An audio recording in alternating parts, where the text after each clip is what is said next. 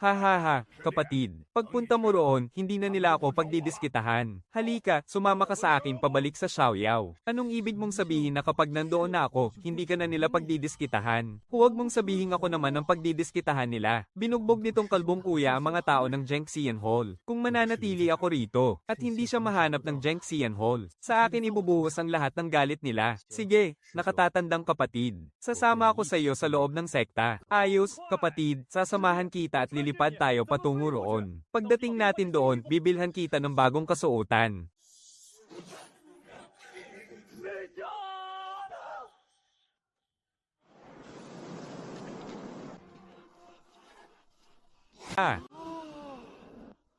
Totoo ba ang lahat ng nangyaring iyon? Ang isang tulad ni Gu Shuangcheng na may napakahinang talento, ay talaga bang isinama na lang bigla ng isang malakas na pinuno mula sa loob ng sekta? Kailan pa naging ganoon kababa ang pamantayan ninyo? Kahit ang isang tulad niya ay nakapasok, habang ang isang may pambihirang talento na tulad ko, bakit naiwan pa rin dito sa labas ng sekta na naghihirap? Tumigil ka nga. Siguradong may napakalaking swerte o pagkakataon si Gu Shuangcheng. HMP. Huwag na kayong daldal ng daldal. Tiyak na magagalit ng husto ang mga tauhan ng Zhengxian Hall kapag nagising sila mamaya. Umalis na tayo rito agad, bago pa tayo madamay sa gulo.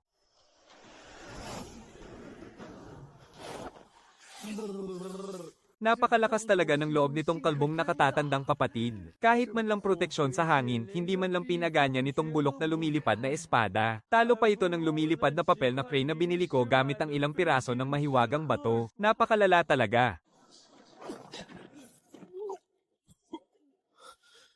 Nakatatandang kapatid, may ginawa akong misyon para sa sekta kamakailan. Nais ko sana itong isumite rito muna, maaari ba? Sige, hihintayin kita.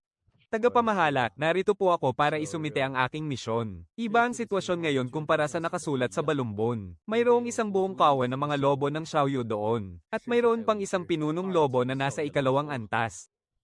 Sana ay makakuha ako ng karagdagang puntos mula sa sekta. Anong lobo na nasa ikalawang antas ang sinasabi mo?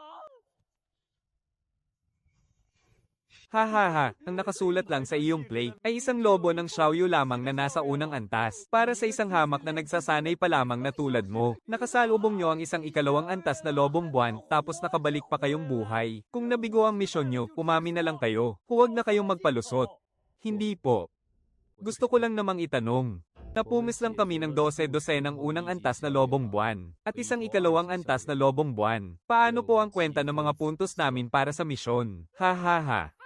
Nakapatay ng 12 ng unang antas at may kasama pang ikalawang antas, ang lakas mong magbiro, bata. Kung gusto mong mandaya para sa puntos, mag-imbento ka naman ng kapani-pani walang dahilan. Sino ka para makapatay ng isang ikalawang antas na halimaw? Tinulungan ako ng aking guro. Napaslangin yan. Ay, ito. Ito talaga ang ikalawang antas na lobong buwan. Hindi ako magkakamali sa ganitong lakas ng aura ng halimaw. Kayo. Maghintay muna kayo rito. Kakausapin ko muna ang elder para magtanong. Heto na, pumayag ang elder. Dahil nagkamali sa pagtantya sa hirap ng misyon, ituturing na natapos mo na ito. Bibigyan ka namin ng gantimpalang 150 puntos. Ibigay mo sa akin ang iyong token. Ilalagay ko na rito ang mga puntos mo. Napatay namin ng 12 ng lobo, bukod pa sa isang ikalawang antas. Hindi ba pwedeng mas mataas pa rito ang mga puntos? HMP, ang 150 puntos na ito, ay nakuha ko lang dahil sa matyaga kong pakikipag-usap para sa'yo. May mga alituntunin ng sekta na dapat sundin. Kung ayaw mo, edi huwag, buwisit.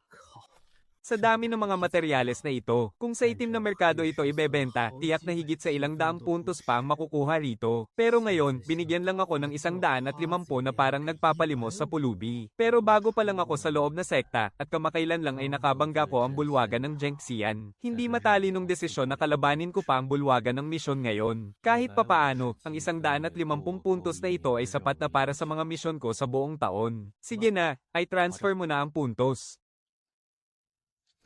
Napakalakas ng konsentrasyon ng espiritual na enerhiya rito. Isang langhap ko pa lang nito, ay katumbas na ng 10 hanggang 15 araw ng matinding pagsasanay. Kaya naman pala mabilis na umuunlad ang antas ng lakas ng mga disipulo sa loob na sekta. Sa ganitong sagradong lugar, kahit isang baboy ay makakaakyat sa langit. Kapatid, huwag ka lang basta sumenggot ng hangin dyan. Ang tuktok ng Xiaoyao ay napakalayo pa mula rito.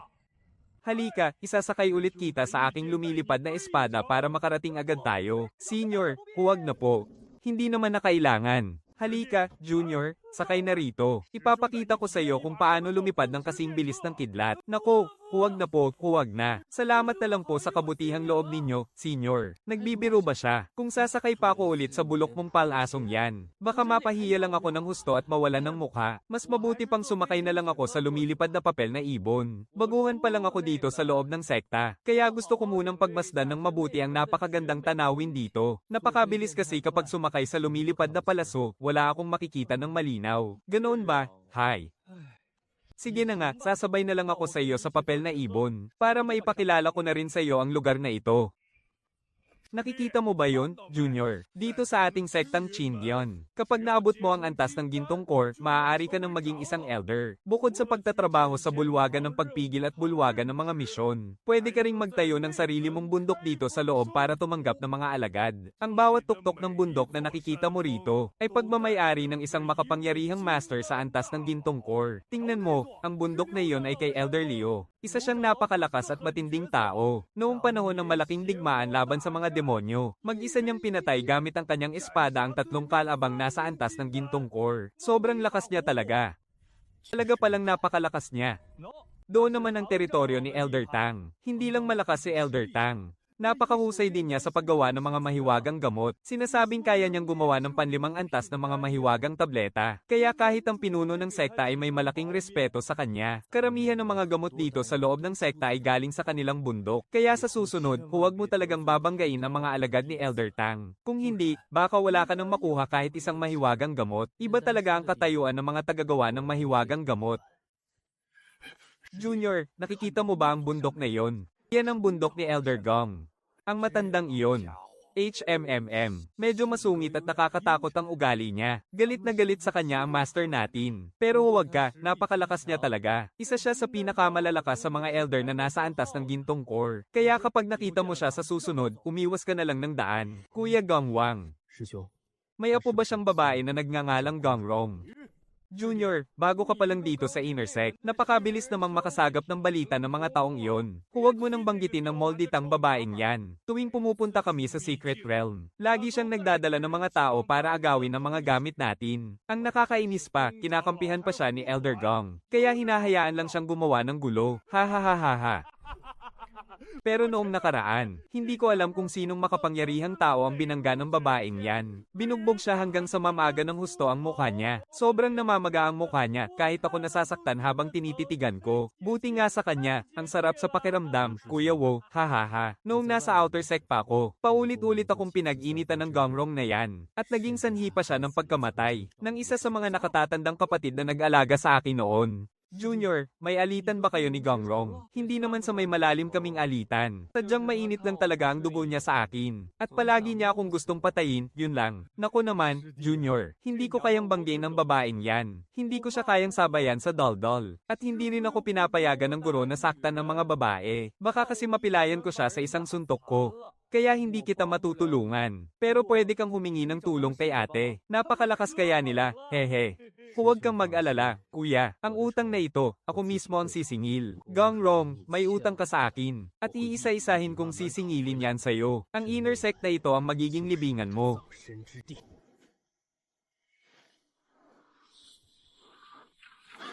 Kuya, hindi ba natin aayusin ang bundok na ito? Konti lang kasi tayo rito sa bundok natin. Lahat tayo ay abala sa pagsasanay, kaya walang oras para maglinis ng mga damo. Pero Junior, huwag mong maliitin ang masukal na bundok na ito. Habang mas hindi ito inaayos, mas lumalakas ang espiritual na enerhiya rito. At dito sa mga damuhan, sinong nakakaalam kung ilang pambihirang halamang gamot na may libong taong gulang ang nagtatago rito? Hi! Basta masaya ka, kuya, sige na lang. Ate, narito na ang pinakabata nating kapatid. Aba, ang gwapo naman pala ng bago nating kapatid. Mas kaaya-aya kang tingnan, bunso, kaysa sa dambuhala at gaslo na yan. Siya naman ang pang-apat mong ate, si Suyanro. Siya si... Ay, tabi nga dyan. Napakagaslaw at lampasat niyan, bunso, huwag mo siyang pansinin. Halika, doon tayo sa silid ko. May ipapakita sa'yo si ate na isang pambihirang bagay. Regalo ko sa unang pagkikita natin. Ay, narito na pala ang bunso natin. Nasaan? Nasaan? Dali, hayaan mong kapain ni ate ang mga buto mo. Maglaban muna tayo para makita ko ang lakas mo. Kakumusta po, ate? Huwag kang papaloko sa mukha niyang parang bata. Bukod sa mas matanda siya sa iyo, mayroon din siyang pambihirang lakas. HMPH, bunso, sa kapayatan ng mga bisig at binti mo. Hindi ka ba kumain ng sapat sa ganyang pangangatawan? Sa isang suntok ko lang, baka mapilayan ka agad. Sige na nga, huwag na nating ituloy ang laban. Wotong, halika rito, makipagsasanay ka sa akin. Hala, huwag? Huwag po. Pangatlong ate, patawad po, nagkamali ako. Kakakuha ko lang ng pinsala sa loob habang nagsasanay kanina. Pangatlo, huwag kang magpasaway. Nagsisimula palang magsanay sa lakas ng chi ang bunso natin. Hindi niya kakayanin ang mga laro mo. Bunso, siya naman ang pangalawang ate mo, si Liwos Huang. Napakahusay niya sa sining ng sibat. Siya ang pinakaaasahan sa bundok natin ngayon. Isang pagpupugay, pangalawang ate. Bunso, 2 bakanteng silid na lang ang natitira rito sa bundok natin. Pumili ka ng isa roon. Pumasok ka na at magpalit ng damit. Sige po, ito na lang. Salamat po sa tulong ninyo, ate. Bunso, kunin mo muna itong mga paeldores para sa pagtitipon ng chi. Mahirap lang ang bundok Xiaoyao natin. Kaya walang masyadong magagandang gamit dito. Pero simpleng handog ito mula sa mga kuya at ate mo. Maraming salamat po, mga kuya at ate. Bunso, ano ba ang taglay mong espiritual na ugat? Napakaselan pa naman ni Guro pumili. Tiyak na isang pambihirang espiritual na ugat ang nakuha niya para sa'yo. Ugat ba ng kidlat o ang lunti ang ugat? Ako po ay may espiritual na ugat ng 5 elemento. Ano? Ang walang silbing ugat ng 5 elemento. Ulyanin na ba siguro? Sa nga pala, alam mo ba kung alin ang harap at likod ng damit? Hindi nga, ibig sabihin. Isa kang body cultivator. Hindi rin naman. Ayos lang yan.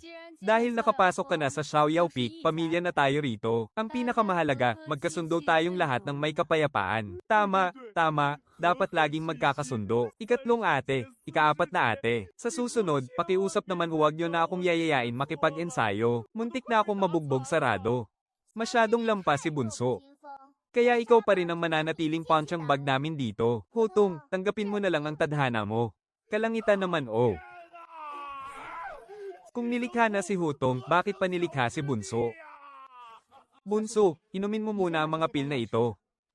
Kapag naubos mo na, ipapasama kita kay panglimang kapatid kay Elder Tang para bumili pa. Gagawa ng paraan si ate para makalakam ng ilang spirit stone sa mga susunod na araw. At matulungan kang mag-ipon ng mga halamang gamot. Pangalawang ate, huwag na po kayong mag-abala. Ako mismo ay isang alchemist.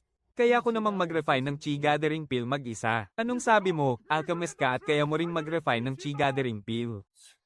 Baka naman grade 1 alchemist ka lang. Ano namang mapapala mo roon? HMPH, hindi ka naman nakakagawa ng grade 2 pill. Ano bang alam mo? Nasa 76 na antas pa lang ng chi refining si Bunso pero nakakagawa na siya ng chi gathering pill. Kahanga-hanga ang talento niya. Kapag nakarating na siya sa foundation establishment, sisiw na lang sa kanya ang paggawa ng mga grade 2 pill. Bunso, ano ang success rate mo sa pag-refine? Sa isang batch?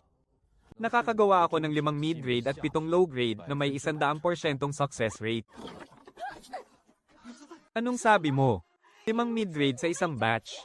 At 100% success rate. Bunso, hindi sapat ang puro salita lang. Ipakita mo naman sa amin para mapatunayan. Mukhang kung hindi ako magpapakitang gilas ngayon, hindi ako makakalusot kina kuya at ate. Mas mabuti na ring ipakita ko ang aking totoong kakayahan. Para matakot ang mga nagnanais na lumaban sa akin. At hindi na sila manggahas na basta-basta magmalaki. Dahil gusto nyo pong makita, ate. Magre-refine ako ng isang batch ngayon din. Hehe, bunso, ako na ang tutulong sa iyong mag-control ng apoy. Noong nasa outer sec pa ako, nagsilbi na ako bilang isang professional na alchemist assistant. Huwag na, kaya ko na ito ng mag-isa.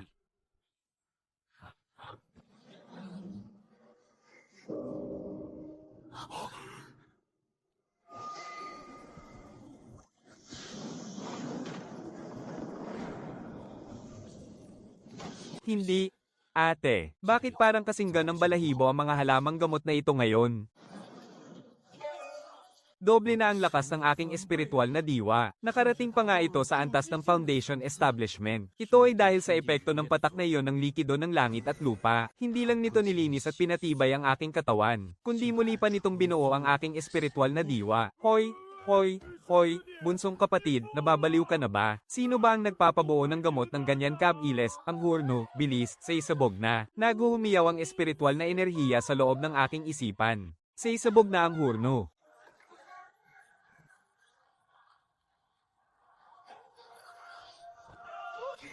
Mabuo ka na.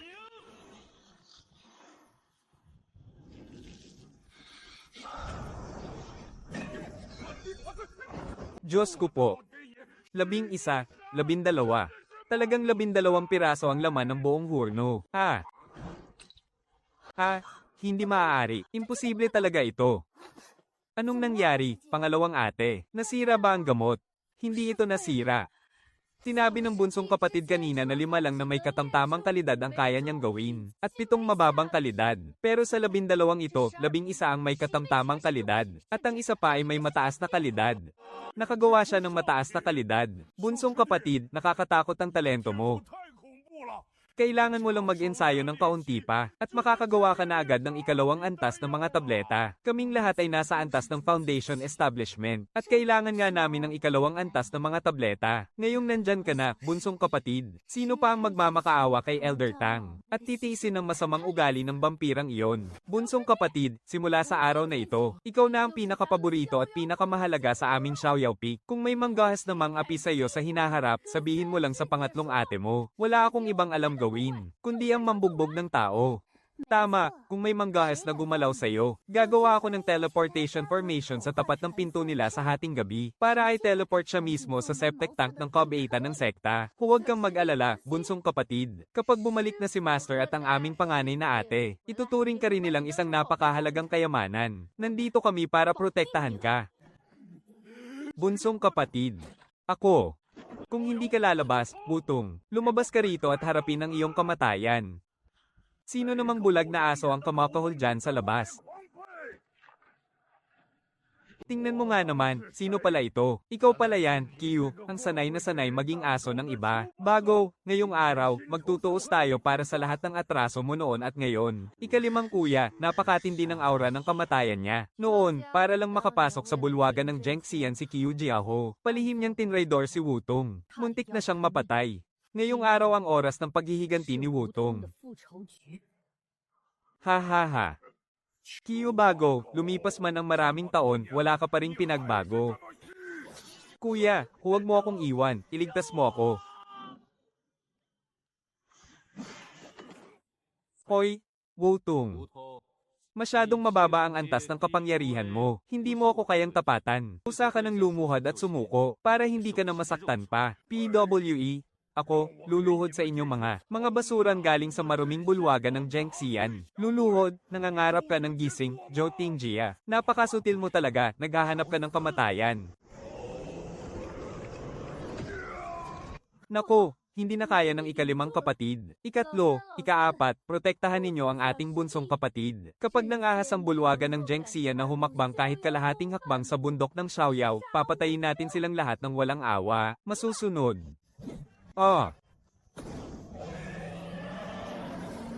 Zhou Tingjia, sino ka sa akala mo para galawin ang mga tao ko? Yuan Shuang.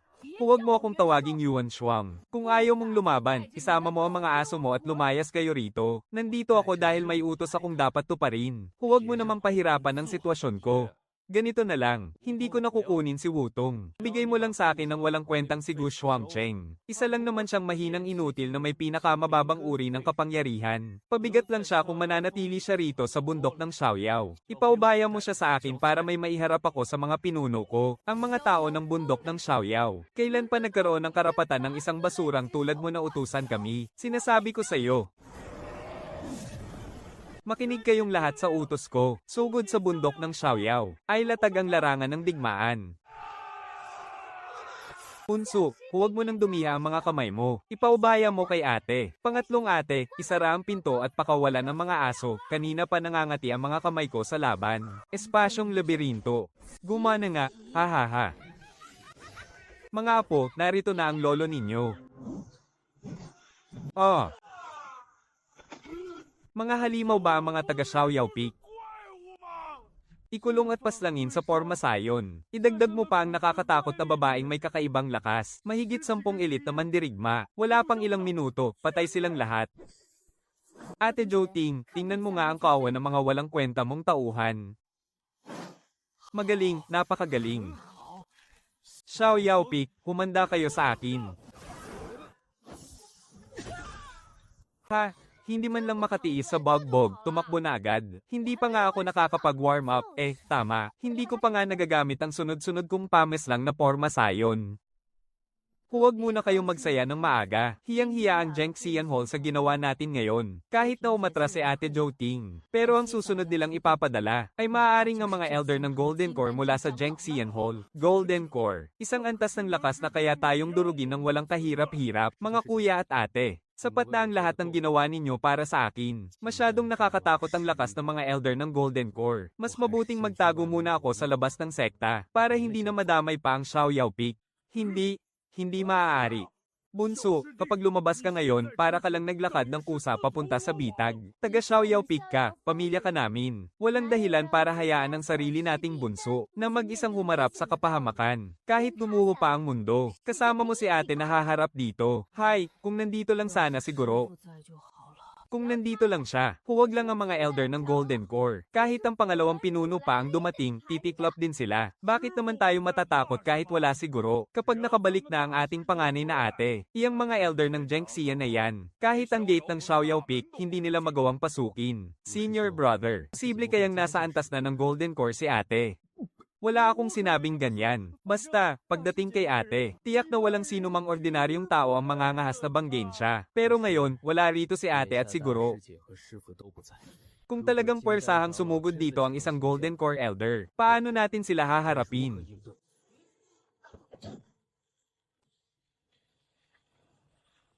Mga basura mula sa Xiao Yaopik, napakalakas ng inyong loob.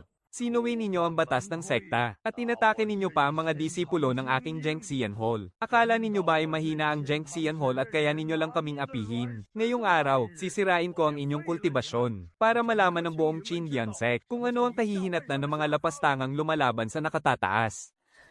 Hindi ko akalaing mismong ang disciplinary elder talaga ang kikilos. Napakabigat.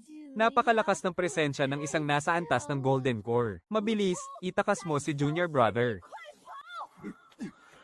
Pangatlo, pang-apat, sumama kayo sa akin. Bubuo tayo ng depensa at lalaban hanggang sa huli. Kailangang makatagal tayo hanggat kaya natin. Sa harap ko na isang nasa antas ng Golden Core, sa tingin nyo ba ay makakatakas kayo? Lintik, hindi tayo makalipad palabas. Ang liwanag na ito. Parang may sariling mata at sinusundan tayo. Junior brother. Patawad, nadamay pa kita. Ano naman kung nasa antas ka ng Golden Core? Kapag pinuno mo pa ako, sabay-sabay na tayong mamatay rito. Matandang hakluban. Sinasamantala mo ang pagkawala ko para apihin ang mga disipulo ko sa Xiao Yaopik. Mukhang gusto mo na talagang mamatay. Matandang mo. Ikaw. Hindi ba't 7 araw pa bago ka makabalik sa sekta? HMPH, noong may nagtatanong pa lang kung kailan ako babalik, alam ko na agad na may mga magnanakaw na pumasok sa pamamahay ko. Guru, Siguro, nagbalik na. Isang kagalang-galang na elder ng Zhengxian Hall. Pero gumagamit ng maruruming paraan para lang mang-api ng mas bata. Mahigit 10 taon na rin kitang hindi nabubugbog. At dahil ikaw na mismo ang lumapit ngayon para magpabugbog, dudurugin ko na talaga ang mukha mo. Seryoso ka talaga sa ginagawa mo. Elder Gong, hanggang kailan ka pa manonood dyan? Kapag hindi ka pa sumak lolo, mapapatay na ako rito. Bakit naman kailangang uminit ng ganyan ang ulo mo? Ginagawa lang naman namin ang aming tungkulin. Anong klaseng batas naman yan? Hindi ba masyadong mapanganib para sa 2 Golden Core na lumaban sa iisang tao? Hehe, junior brother, huwag kang mag-alala. Ang ating guro ay isang makapangyarihang Golden Core ng Qindian sect. Isang nilalang na walang kapantay ang lakas, kahit 2 pa sila. O kahit maging 5 pa ang dumating, kayang-kaya pa rin niya silang lampasuhin sa lupa. Yamang parehong may kasalanan ng magkabilang panig sa nangyaring ito. Dito na natin ito tapusin. Hayaan na natin ang lahat.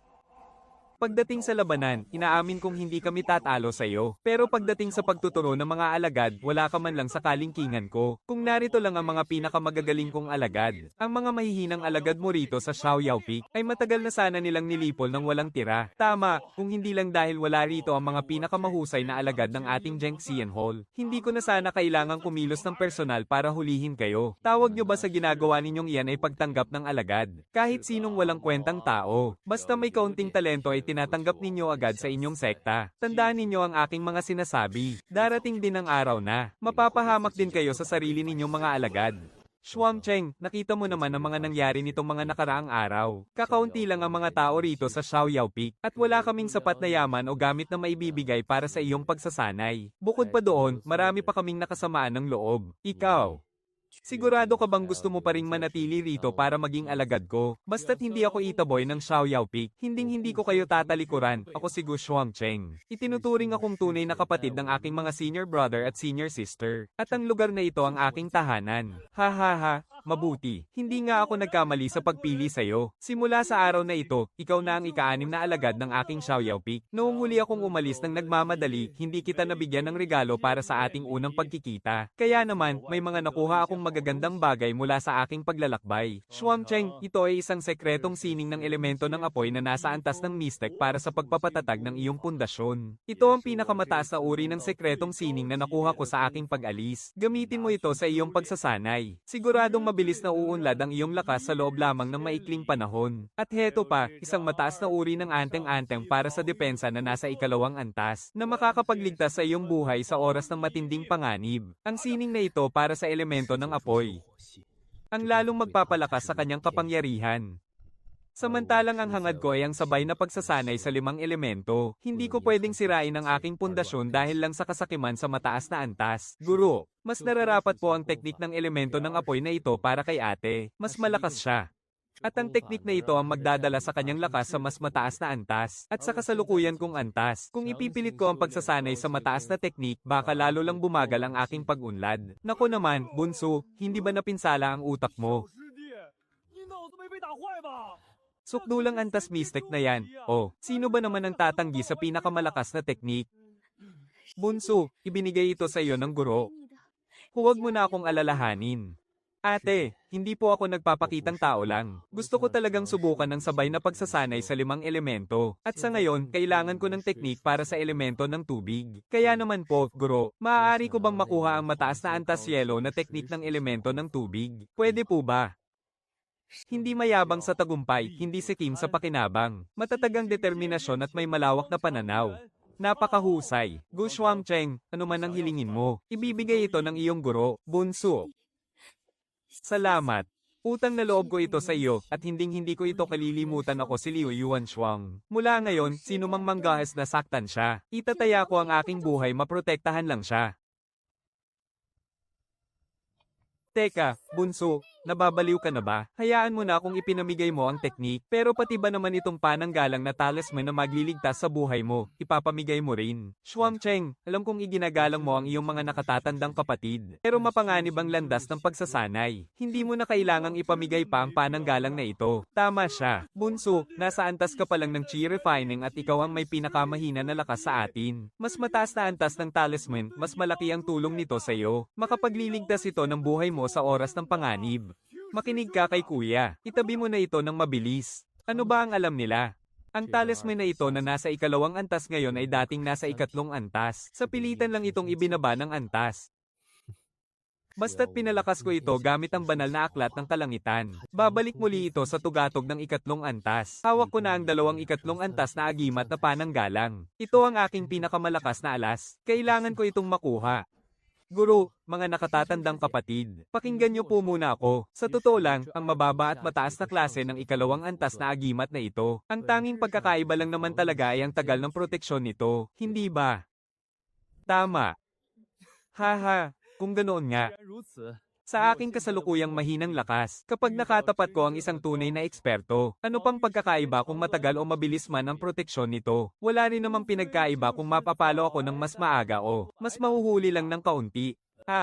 Pero Ang matataas na klase ng agimat na ito, kung mapupunta sa mga kamay ninyo, aking mga nakatatandang kapatid, dahil sa inyong natatanging lakas, kahit ilang segundo lang ang maidagdag sa inyong proteksyon, ay sapat na upang makabawi kayo at mabago ang takbo ng laban. Dapat gamitin ang pinakamahusay na kagamitan sa mas nangangailangan nito. Kaya naman, tanggapin ninyo ang mataas na klase ng agimat na ito. Ang mababang klase na ito lang ang nababagay sa akin. Napakabait naman ng ating bunso, mas pipiliin pa niyang malagay sa dehado, para lang ibigay sa atin ang pinakamainam. Ang isang bunsong kapatid na laging kami ang inuuna. Kahit pa gumawa siya ng malaking gulo sa hinaharap, hinding-hindi namin siya pababayaan. Tungkol naman kay Watong, HMP. Sa susunod, lahat ng mahihirap at maruruming trabaho ay sa kanya natin ipapagawa. Hi! Shuang Cheng. Shuang Cheng. Napakabuti mo talagang bata. Makinig kayong lahat. Mula ngayon, kapag may nang api kay Shuang Cheng sa labas, lamang kung nagtiis siya ng kahit kaunting hirap, kayo ang mananagot sa akin. Huwag po kayong mag-alala, guro. Sino mang manggahas na saktan ng ating bunso kahit isang hibla lang ng buhok, ay para na ring tinapakan ng mukha ko, si Watong. Ako mismo ang unang gigutay-gutay sa kanya. Shuang Cheng, kunin mo at itabi itong hiyas ng komunikasyon. Kapag nanganib ka, durugin mo lang ito agad. At darating kagad ang iyong guro sa lalong madaling panahon. Maraming salamat po, guro. Bunso, huwag kang matatakot kapag may nangyari. Pag dinurog mo yan, makakarating agad si kuya. Sino ang may lakas ng loob na mang-api sa'yo? Pupuntahan siya ni ate ngayon din para balian ng mga buto. Pag may nakasagupa kang hindi mo kaya, durugin mo lang yan. Ikukulong ko siya sa forma sayon ko hanggang sa mamatay siya. Bunso, ang Xiao Yao Feng ang laging nasa likod mo. Maraming salamat po, mga kuya at ate. Medyo sobra-sobra naman yata ang proteksyong ito.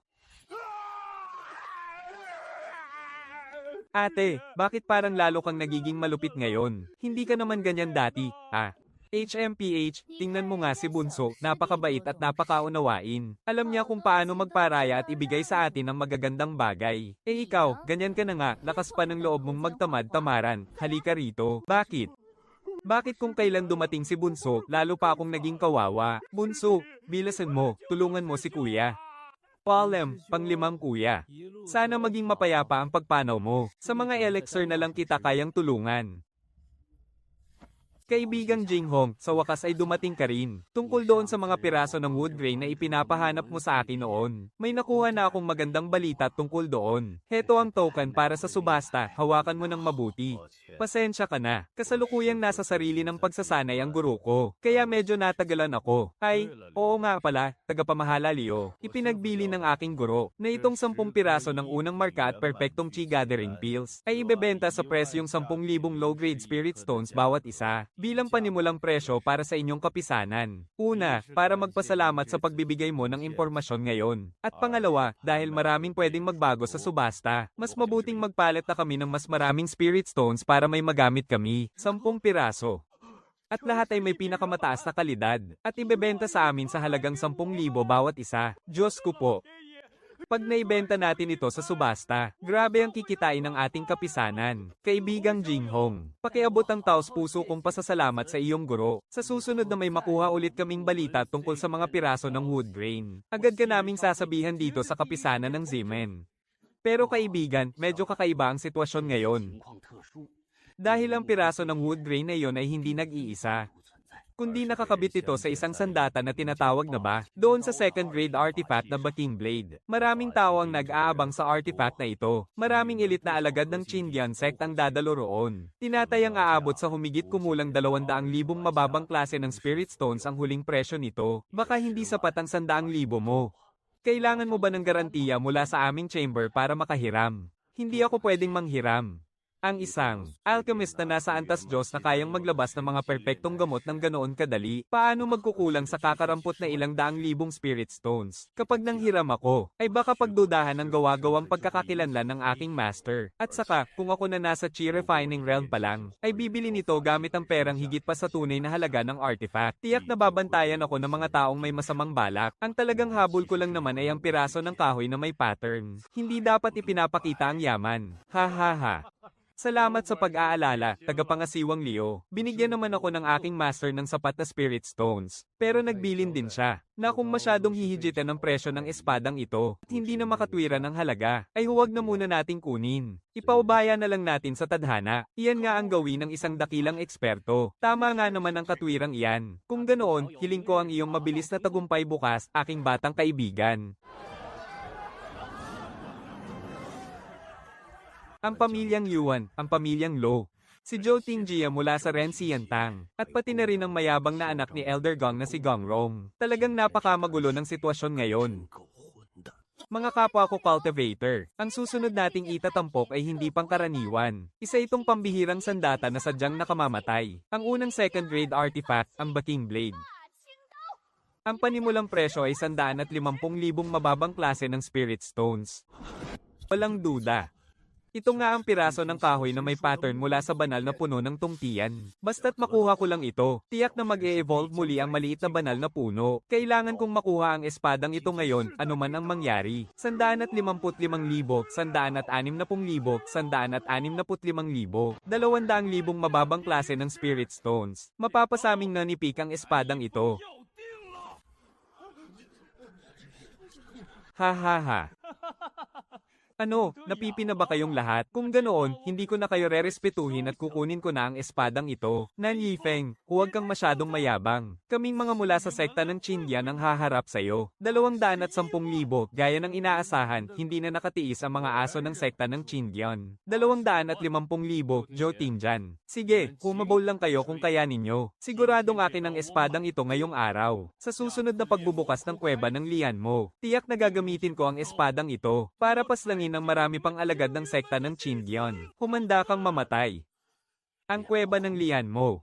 Mukhang isa itong lihim na lupain kung saan pinapayagan ng pagpatay. Dahil pupunta roon ang Nanyishan na iyon. Kaya ang pirasong kahoy na ito, walang masama kung pansamantala muna itong maiwan sa kanya. Kapag nakapasok na sa kuweba ng Lian mo, tingnan na lang natin kung sino talaga ang mamamatay. Ang susunod na ibebenta, isang hindi kumpletong pergamino ng sining sa pagpapalakas ng katawan sa mababang antas ng Zuan, ang katawang kristal ng Liangyi. Ang panimulang presyo ay 100,000. Mababang uri ng mahiwagang bato para sa isang sining ng pagpapalakas na hindi pa kumpleto. Natatakot ang iba na hindi ito mapagsanayan dahil hindi kumpleto. Pero mayroon akong dakilang sining ng langit, basta't mapalakas at maayos ko ito. Siguradong magiging isa itong walang katumbas na kayamanan. Anong mapapala mo sa isang sirang pergamino? Baka mabaliw ka lang kapag nangalahati ka sa pagsasanay. Mas mabuti pang bumili na lang ng mga mahiwagang gamot, mas kapaki-pakinabang pa, hahaha. 105,000. Kahit hindi mo suot ang kasuotan ng sekta ng Qindian, amoy na amoy ko pa rin ang kahirapan mo kahit mula sa malayo. 170,000. Nan Yifeng, anong gagawin mo sa sining ng pagpapalakas ng katawan? Naghahanap ka ba talaga ng gulo? Gusto ko lang itong bilhin para iregalo sa iba. Bakit? Bawal ba? Kung matapang ka, lakihan mo pa ang taya mo. Hampas lupa, 175,000. Swerte mo ngayon. 270,000, 250,000 lang ang binigay sa akin ni Guro. Kung dadagdagan nyo pa, susuko na ako. Benta sa halagang 250,000. Binabati ko po kayo, mahal naming panauhin. Sa inyong lahat, naibenta na ang lahat ng mga tampok na gamit sa ating subasta ngayong araw. Ngunit bago natin ito tapusin, kaming Westgate Merchant Guild ay magbibigay ng libre ng isang lihim na siguradong yayanig sa buong mundo ng kultibasyon at mga immortal. Sa muling pagbubukas ng Demon Extermination Cave, ang mga green spirit fruit sa kailaliman nito ay malapit ng mahinog. Ang karaniwang green spirit fruit ay kayang magpatibay ng katawan at maglinis ng chi, na nagpapataas sa isang nagsasanay ng isang antas. Ang purple veined green spirit fruit naman ay nagpapatatag ng pundasyon, na direktang nagpapataas ng antas sa foundation establishment stage. At ang pinaka-espesyal sa lahat, ang Dao Rime Green Spirit Fruit. Nagtataglay ito ng bahagi ng mga batas ng langit at lupa, na nagbibigay daan sa mga eksperto sa Golden Core Stage na lampasan ng anumang hadlang, at direktang mapataas ang kanilang antas ng kapangyarihan. Ang malampasan ng mga hadlang sa Golden Core Stage. Ang ganito kamaalamat na kayamanan ay siguradong magdudulot ng madugong labanan. Nabalitaan kong nagbanta si Nangong Qingfeng na papatay siya sa Demon Cave. Mukhang habol din niya ang mga Green Spirit Fruit. Ang akin namang Wood Vein Fragment ay hahayaan ko muna sa leeg niya sa ngayon. Sandali lang po, mga kasama. Ang magandang pagkakataon ay laging may kasamang matinding panganib. Ayon sa ulat ng mga lihim na tiktik ng aming guild, ang Demon Realm ay nag-aasam din sa Daurime Green Spirit Fruit. Kaya naman, ilang nakatatakot na makapangyarihang pinuno ng mga demonyo ang magpapadala ng kanilang pinakamalalakas at uhaw sa dugo ng mga henyo upang pumasok sa Demon Extermination Cave. Kaya sana ay mag-ingat kayong lahat.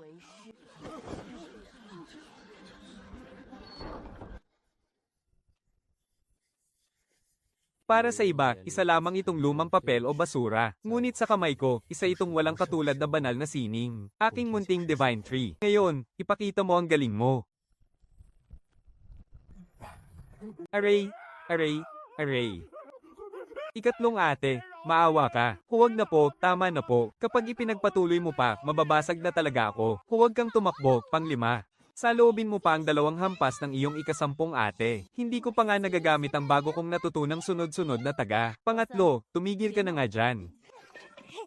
Ikalawang ate.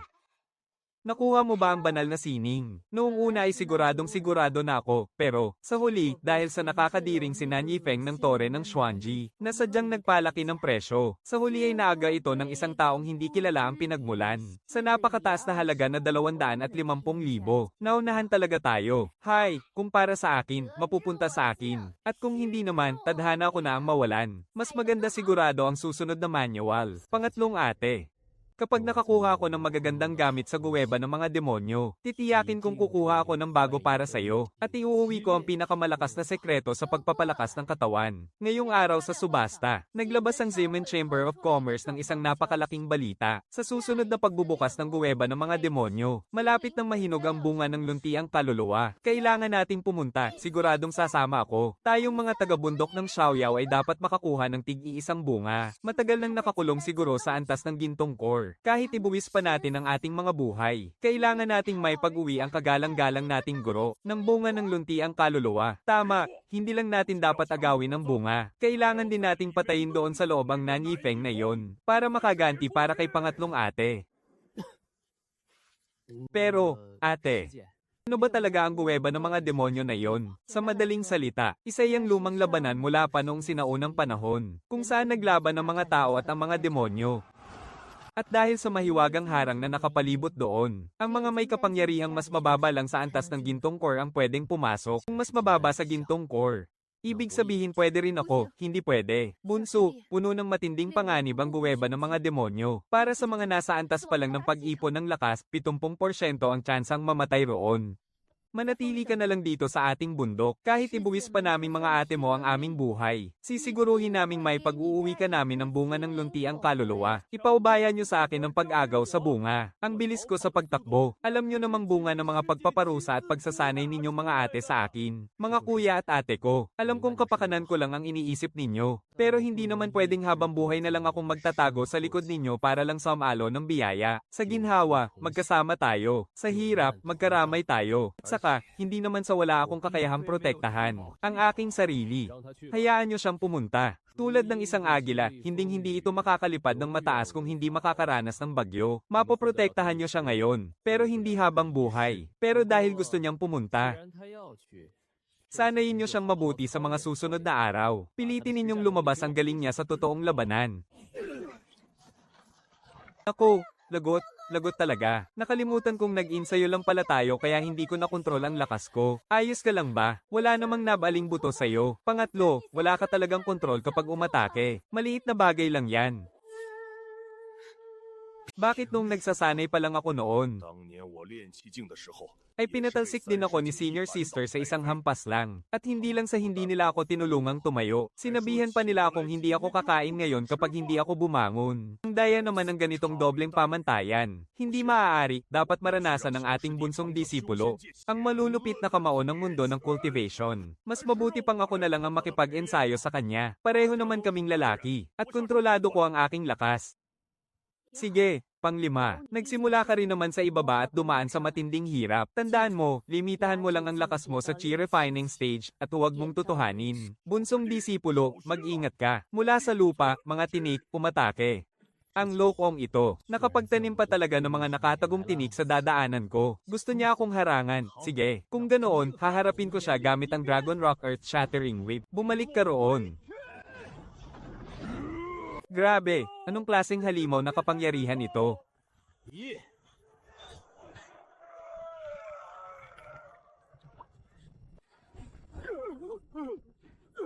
Bunsong disipulo, napakatindi naman ang estilo mong iyan. Muntik na niyang mawasak ang aking depensa. Salamat sa pagbibigay, senior brother. Pero tumapon pa rin naman ako palayo, di ba? Tapos na ang warm-up. Bunsong disipulo, panoorin mong mabuti ang susunod na tira ko. Heto na. Wala akong magamit na tamang depensa. Talo talaga ako kapag hinarap ko to ng direkta. Hindi ko magawang mabuo ang martial spirit formation. Dahil ba kulang ang kapangyarihan ko? Teka, kulang sa kapangyarihan. Sino ba ang nagsabing ang martial spirit ay kailangang mabuo bilang isang dambuhalang forma sayon? Kung kulang ang kapangyarihan ko, liliaitan ko na lang ang forma sayon. Bubuo ako ng mas maliit na bersyon ng martial spirit. Panglimang kuya, huminto ka muna. May bago akong napagtantong teknik, sandali lang. Papakita ko sa iyo ang isang malaking pasabog ngayon din. Teka, bunso, nababaliw ka na ba? Sino ba ang nagpapatigil sa gitna ng bakbakan? Hindi pwede. Ngayong araw, kailangan kong ipagpatuloy ang tradisyon ng mga ate na sipin ang puwet mo para ipamukha sa kanya na hindi laro-laro lang ang mundo ng mga immortal. Bunso, saluhin mo tong sipa ko. Panglima, hindi mo ba narinig na naghahanda ng malakas na atake si Bunso? Napakabait niyang tao, tapos nagawa mo pa siyang atakihin ng pataksil. Mukhang kailangan mo talagang maturuan ng leksyon. Ate, sobra naman ang pagpanig mo sa kanya. Hindi ko pa nga siya tuluyang nasisipa, pinalipad mo na agad ako ng patiwarik. Dahil hindi sapat ang kapangyarihan ko para buuin ang buong forma sayon. Gagamitin ko ang natitirang lakas para gumawa ng maliit na martial spirit. Mula sa kahoy, lilito ang Azure Dragon. Mula sa apoy, lilito ang Vermilion Bird. Mula sa lupa, lilito ang Kilin. Mula sa metal, lilito ang White Tiger. Mula sa tubig, lilito ang Black Tortoise. Forma sayon ng 5 elemento, magsimula ka. Bunso, ha. Ang dami mong posse club, mga laruan lang naman pala yan. Gusto mo ba akong mamatay sa katatawanan? Kahoy sa apoy, apoy sa lupa. Walang katapusang lakas ng 5 elemento. Panglimang kuya, saluhin mo to. Kakalabanin ng kahoy ang lupa, babalik ito sa kanyang libingan. Bunso, sa ganyang teknik, pakitang tao lang at walang kwenta ang atake mo. Anak ng... Paanong may ganito kataas na talino ang martial spirit na to? Hanyuan Spear, wasakin mo. Mukhang mas magaling pa rin si kuya, ha. Hindi pa tapos to. Ibaligtad, Ring of Annihilation.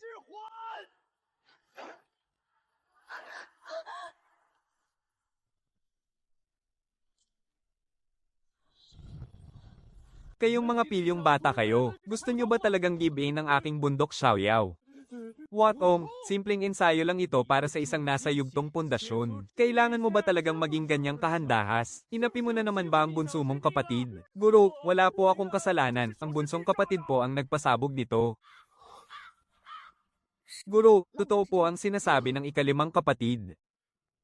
Oh, Shuangcheng. Anong klaseng banal na kapangyarihan ito? Napakalupit at nakatatakot ang lakas nito. Guro, nakuha ko lang po ito nang hindi sinasadya sa pamilihan. Nang aksidente kong matagpuan ng isang sirang balumbon ng banal na 5 elemento. Kung buo lamang ang banal na kapangyarihang ito, kahit man lang sa pinakamataas na antas ng Zuan. O maaari pang ang umabot sa antas ng emperador. Nga pala, bubuksan na ang kuweba ng paglilinis ng demonyo sa loob ng 6 na buwan. Naibigay ko na ang lahat ng inyong mga pangalan. Tandaan ninyo na magkita-kita agad kayo pagkapasok ninyo doon. Pupunta rin ang inyong panganay na kapatid para tulungan kayo. Tandaan ninyo, kung sakaling makatagpo kayo ng berdeng lotus ng kapalaran, huwag na huwag ninyo itong aagawin. Ang kaligtasan ninyo ang pinakamahalaga sa lahat. Subukan ninyong maghanap ng sapat na yaman at bumalik ng buhay. Napakalakas at nakatatakot ang kapangyarihan ng singsing ng pagkawasak. Kahit hindi pa puno ang aking espiritual na lakas, ganito na ito kabangis. Paano pa kaya kung maging ganap na ang 5 elemento? Tiyak na mapipinsala ng malubha si Watong sa pasabog na iyon. Sa susunod na gagamitin ko ang diskarteng ito, kailangan ko itong ihagis ng mas malayo. Kung hindi, baka ako mismo ang mamatay sa sarili kong pasabog.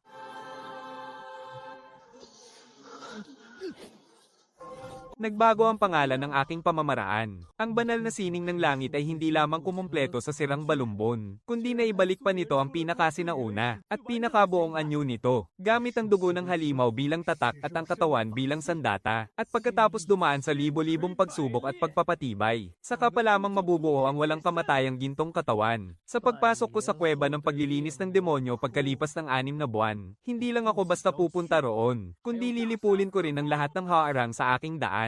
Ranga, ito ang listahan ng mga papasok sa kuweba ng paglilinis ng demonyo ngayon. Ang mga walang muwang na iyon mula sa bundok Xiaoyao. Nakakagulat na sasali silang lahat. Huwag po kayong mag-alala.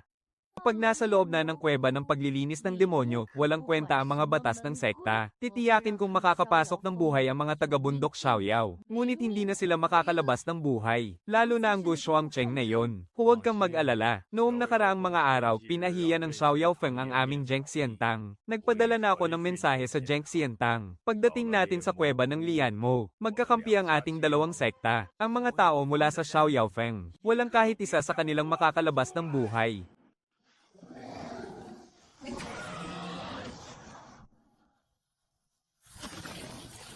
Wasakin. Ang matigas na baluti ng unang antas na halimaw, gaya ng inaasahan. Wala na akong oras para makipag-aksaya sa'yo. Lumabas ka, espiritong demonyo. Ito na ang pang-tatlong panghalimaw. Para makumpleto ang dugo ng halimaw na kailangan sa pagpapanday ng gintong katawan. Buong buwan akong nakipaglaban araw at gabi. Lupa, metal, at tubig. Dahil dito, ang tatlong espiritual na ugat ko ay tuluyang lumampas sa limitasyon at umabot sa ikapitong antas ng Chi Refining. Ang perfection ng 5 elemento ay abot kamay na. Sa wakas, napuno ko na rin ang isang malaking kawan ng dugo ng halimaw. Ito na ang oras para magbagong buhay at lumakas. Gamit ang dugo ng halimaw bilang tulay, gagawa ako ng isang banal na sandata mula sa aking sariling katawan. Matapos ang libo-libong pagsubok, mabubuo rin ang aking matibay na katawan. Katawang kristal, mag-aktiba ka. Ipapasok ko ang mabangis na dugo ng halimaw sa aking mga kamay at paa. Wawasakin ko ang aking mga utak sa buto. At muli itong bubuhayin gamit ang lakas ng aking puso. Ang sakit na ito ay 100 beses na mas masakit kaysa sa unti-unting pagbiyak sa aking katawan. Napakagaan ng aking katawan. Ang pakiramdam na ito ng kailan awan. Kahit na higit sa kalahati pa lang ng aking mga buto ang nabubuo muli, ang lakas ng aking pisikal na katawan ay dumbbell na agad, at lumampas na sa 2,000 libra ng puwersa. Kasing lakas na ito ng isang nagsasanay ng katawan sa yugto ng pundasyon. Sakto ang dating mo, gagamitin kita para subukan ang aking kamao. Ha! Hahaha, napakalakas talaga ng sining ng pagpapanday ng gintong katawan. Kapag nabuo na ang buong katawan ko, ang lakas ko ay aabot sa mahigit 10,000 libra. Kahit ang isang eksperto sa yugto ng Golden Core, ay kaya kung wasakin ang kanyang mahika sa isang suntok lamang. Kahit sinasabi ng isip ko, nadamo lang ito sa tabi ng daan. Ngunit dahil sa pag-insayo ng pagpapanday ng gintong katawan, sobra naman yata ang epekto nito. Hindi ko na makontrol ang sarili kong katawan. Pero, crunch. Napakasarap talaga. Bunsong kapatid, ano ba yung kinakain mong masarap ng patago sa amin? Dali, patikimin mo naman si kuya. Sige na. Teka, hindi. Bakit ganito kasagwa ang lasa nito? Paano mo nakakain to ng parang sarap na sarap ka? Hindi ba't ordinaryong damo lang to sa tabi-tabi? Kuya, ate, hindi nyo po kasi alam, mahirap lang ang pamilya ko noong bata pa ako. Noong walang-wala kaming makain, umaasa lang ako sa pagkain ng damo para lang mapuno ang tiyan ko. Kahit na nakapasok na ako ngayon sa sekta ng Xiaoyao bilang disipulo, ayoko pa ring makalimot sa pinanggalingan ko. Ang pagkain ko ng damo paminsan-minsan, ay para ipaalala sa sarili ko na magtiis ng hirap at magsumikap, at huwag kailanman maging pabaya. Napakasakit naman ang pinagdaanan ng bunso natin noon. Kung mas maaga ka lang sanang dinala rito ni Guro, hindi mo na sana kailangang maranasan ng ganitong hirap. Huwag kang matakot, bunso. Mula ngayon, araw-araw na aakyat si ate sa bundok para manghuli ng baboy ramo para sa'yo. Para laging may karne sa bawat kain mo. Bunso, mula ngayon, ang sekta ng Xiaoyao na ang tahanan mo. Wala nang makakapang-api o makakapagpalungkot sa'yo rito. Teka nga lang. Nakakita na ba kayo ng taong nagpapakumbaba sa buhay, na kumakain ng dakot-dakot na damo ng ganoon na lang? Hindi naman makatwiran yun. Ha? Ano bang alam mo? Umalis ka nga sa harap ko. Bagamat nakalusot ako sa pagkakataong ito, kailangan ko pa ring lunasan ang bisyo kong kumain ng damo. Nabanggit sa sining ng 9-turn golden body, na pwedeng gamitin ng Moon Soul Heart Wash ang orchid para mapigilan ng mabangis na instinto. Bukas, pupunta ako sa kapisanan ng mga mangangalakal para magtanong. Batang kaibigang si Jinghong, ano namang magandang gamit ang dala mo ngayon? Gaya pa rin ng dati. Saka nga pala, tagapangasiwang Leo, mayroon ba kayong Moon Soul Heart Wash ang orchid sa inyong kapisanan? Ang Moon Soul Heart Wash ang orchid, napakapambihira ng mahiwagang halamang iyan, at napaka-espesyal din ng paggagamitan nito. Kaya sa ngayon, walang stock ang kapisanan natin. Kung ganoon, saan ko kaya yun makukuha? Ang magandang balita ay, bumili ang aming samahan ng isang mapa kamakailan lang. Hindi lang nakatala doon ang lokasyon ng Yupo Zixenlan, kundi ang mas mahalaga pa rito, mayroon ding isang puno ng Yangshen sa malapit ng magbunga. Ang bunga ng Yangshen. Isang natatanging kayamanan na kayang magpalakas ng husto sa espiritual na pandaman ng isang tao. Basta't makuha ko lang iyon, tiyak na makakagawa na ako ng walang kahirap-hirap na mga paeldores na nasa ikalawang antas. Para sa isang alkemikong tulad ko, ito ay isang napakabihirang pagkakataon na parang sadyang itinadhana para sa akin. Magkano ba ang mapang ito? Bibilhin ko, kahit ilang espiritual na bato pa ang halaga. Masyado ka namang magalang, aking kaibigang Jinghong. Hindi naman mahal ang mapang ito. Ibibigay ko na lang ito sa iyo bilang regalo. Pero kailangan mong mag-ingat. Ang mapang ito ay nakopya na ng samahan at naibenta sa mahigit 40 iba pang tao. Tiyak na magiging madyugo at matindi ang labanan pagdating doon. Maraming salamat sa paalala, tagapamahala Leo. Sigurado ka bang gagana ang plano mong iyan? Matandang halimaw na si Doxen. Sadyang nag-iwan ka ng isang supot ng imbakan para hintayang may makakuha nito, habang lihim na nagpapakalat ng mga pekeng balita tungkol sa mapa ng kayamanan sa dilim. Kapag naakit natin ang mga nangungunang eksperto sa antas ng pagtatag ng pundasyon, tiyak na mamamatay tayong dalawa.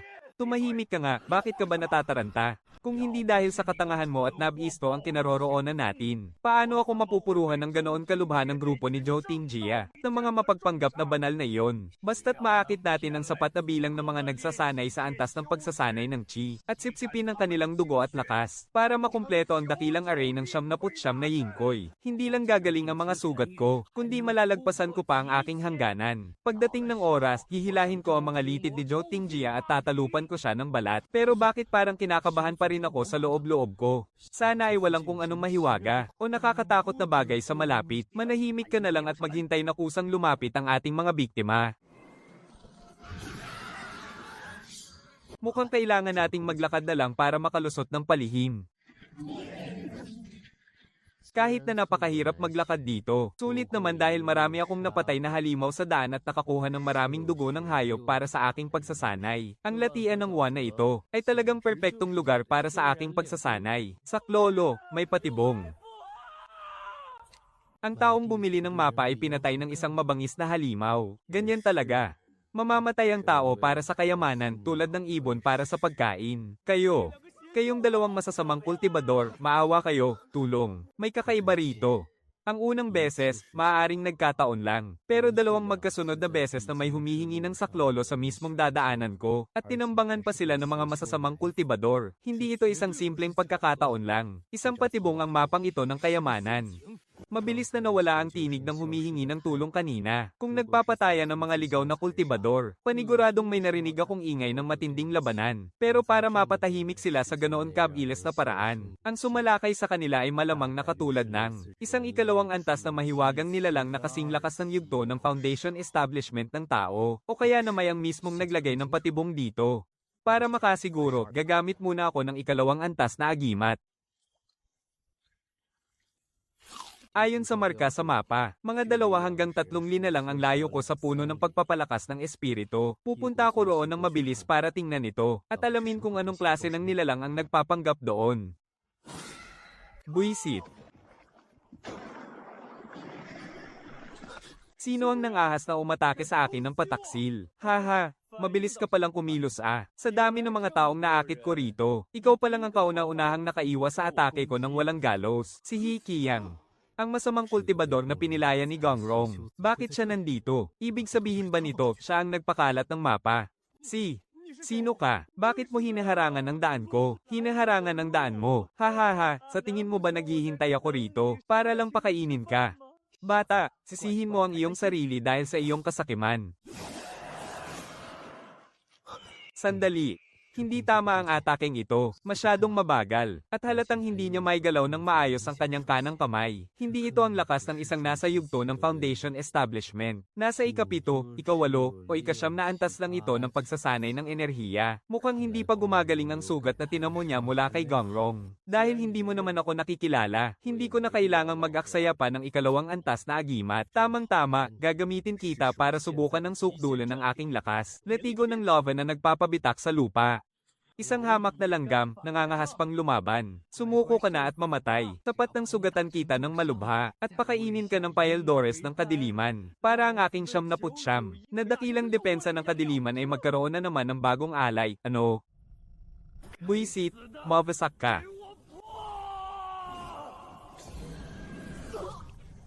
Isang simpleng patibong lang, akala mo makukulong ako nito. Ikaw. Hindi ka lang nasa ikaapat na antas ng pagsasanay ng enerhiya. Itinatago mo ang tunay mong lakas. Haha, dahil tama ang hula mo, may premyo ka. Pagbabalik ng enerhiya. Atake. Kahit sugatan ng isang malakas, hindi mo pa rin ako mapapantayan. Kahit malubha ang sugat mo, isa ka pa rin ganap na eksperto. Sumpa ng pagkawala ng kaluluwa.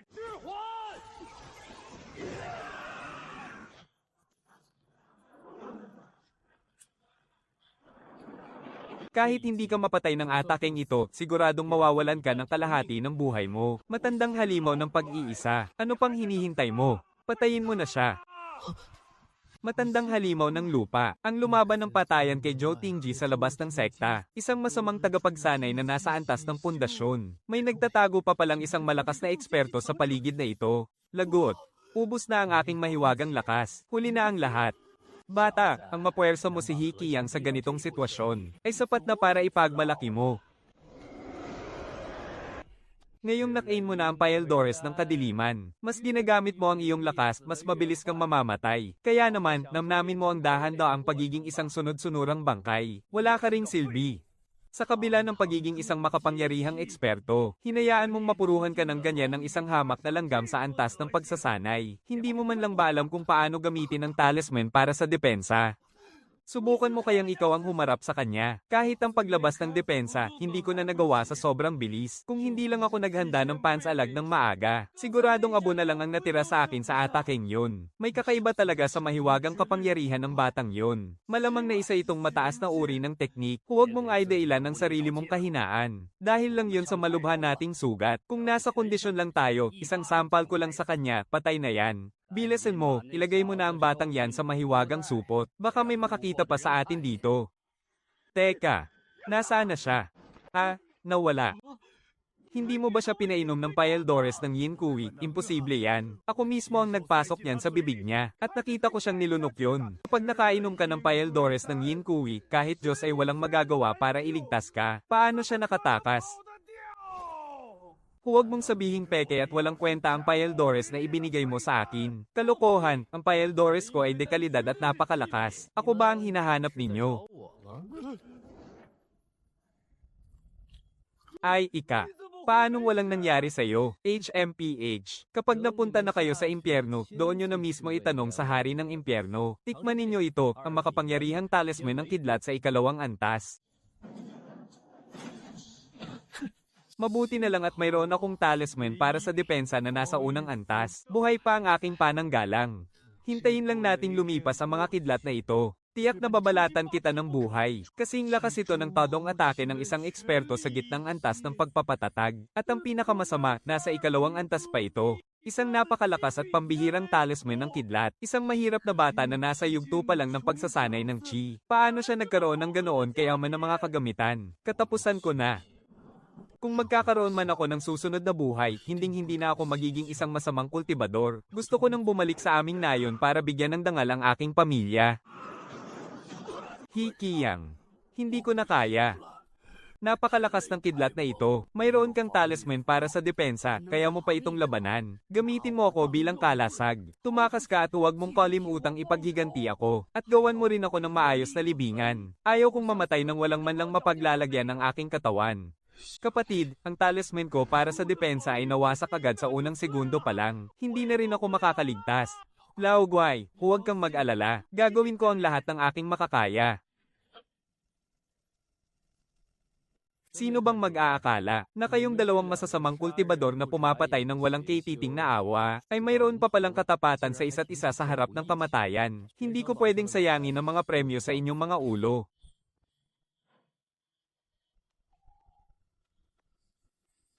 Napakasagana ng espiritual na enerhiya rito kumpara sa labas. Doon sa madamong bahagi ng nag-iisang isla sa kabilang pampang. Ang orkidya na kumikinang na may kulay pilak na mga guhit. Tiyak na yan ang hinahanap ng kapisanan ng mga mangangalakal ng Zemen. Ang orkidya ng Moon Soul na matagal nang ubos doon.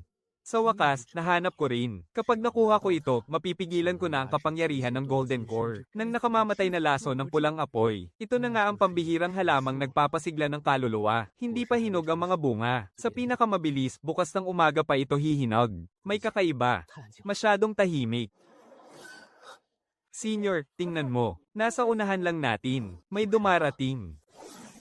Senior, yan nga ang puno ng buhay. Kahit hindi pa hinog ang mga bunga, basta't magbantay lang tayo rito sa ilalim ng puno. Makukuha agad natin ito pagkahinog na pagkahinog. Ayon sa ating napagkasundoan, igkalahati tayo sa makukuhang prutas ng buhay. Mabuti na lang at pinrotektahan mo ako sa buong biyahe, Senior. Kung hindi, kahit may mapa pa ako, hindi ako makakarating dito. Ginamit din pala nila ang mapa ng Zemen Chamber of Commerce para makarating dito. Masyado lang ba akong nag-iisip? Wala ba talagang anuman sa ilalim ng tubig? Masyado ba akong naging maingat at basta na lang ibinigay ang pagkakataon sa iba? Isang Zhao Yuan, ang pinakamalakas sa mga unang antas na halimaw. Napakalakas ng depensa nito at matindi ang lakas ng kagat. May dala pa itong matinding lason. Senior, mag-ingat ka, may halimaw sa ilalim ng tubig. Bobo, sama-samang umatake ang mga Zhao Yuan. Kung kanina pa tayo dumiretso ng mabilis, baka nakaligtas pa tayo. Ngayong tumigil tayo sa gitna ng ilog, siguradong patay na tayo. Senior, tila lumubog na ang hayop na iyon. Bilisan na natin ang pagpunta sa isla. Sige, manatili tayong magkasandig ang likod. Ikaw sa likod, ako sa harap.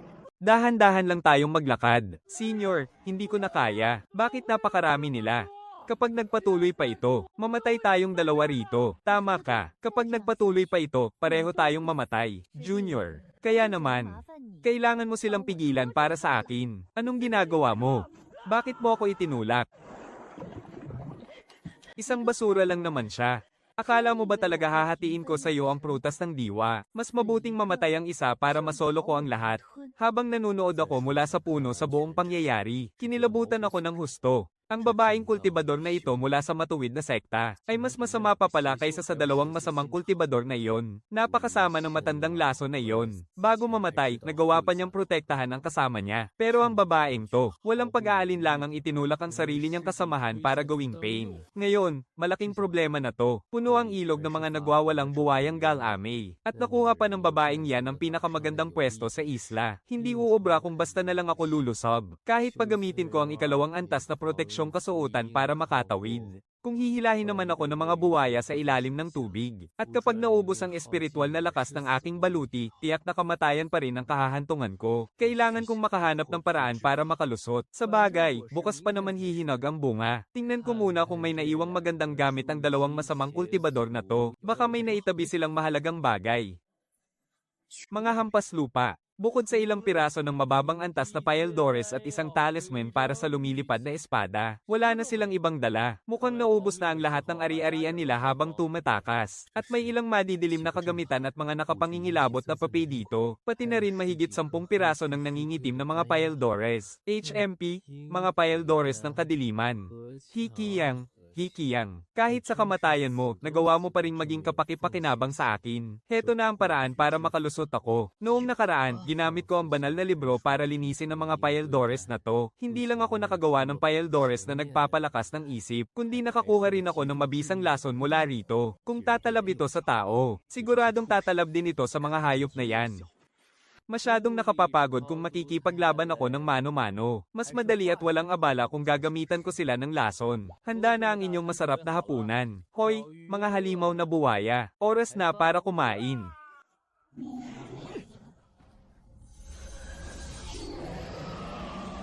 Huwag na kayong magpatumpik-tumpik pa. May isa na namang naghahanap ng sarili niyang kamatayan. May nakatagong mahigit 10 halimaw na buwaya sa ilog na yan. Tingnan ko lang kung paano ka makatatawid dito.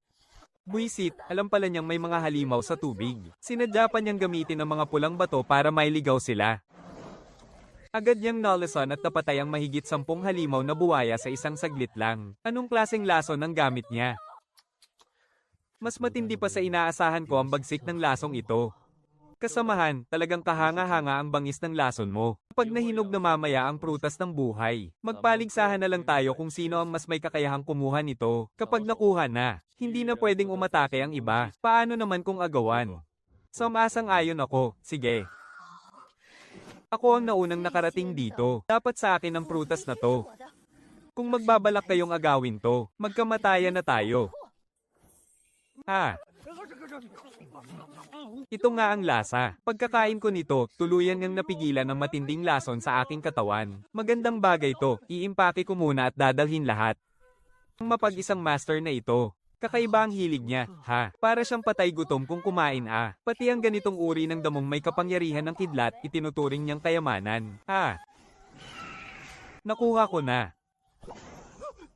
Anong nangyayari? Lintik, nasaan ang prutas? Nasaan ang prutas ko?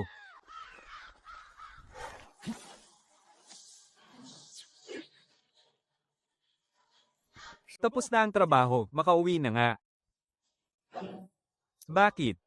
Hindi ba't sinabi mo kanina, kasamang cultivator, na patalinuhan at kung sino ang makakuha, sa kanya na? Tapos ngayon, babawiin mo ang sinabi mo. Ibig bang sabihin, ang sekta ng espada ng Leon ay puno ng mga, walang isang salita. Hindi ganoon ang ibig kong sabihin. Kung ganoon, bakit hindi ka pa tumatabi sa daan? Halos itusok mo na ang espada mo sa ilong ko. Tapos sasabihin mong hindi mo binabawi ang sinabi mo. Nagkakamali ka. Ako, si Hua, ay laging may isang salita. Dahil nakuha mo ang prutas gamit ang sarili mong kakayahan, natural na sa iyo ito. Hinarang lang kita para itanong kung pwede mo akong bentahan ng kahit isang prutas ng buhay. Ibenta, sa totoo lang.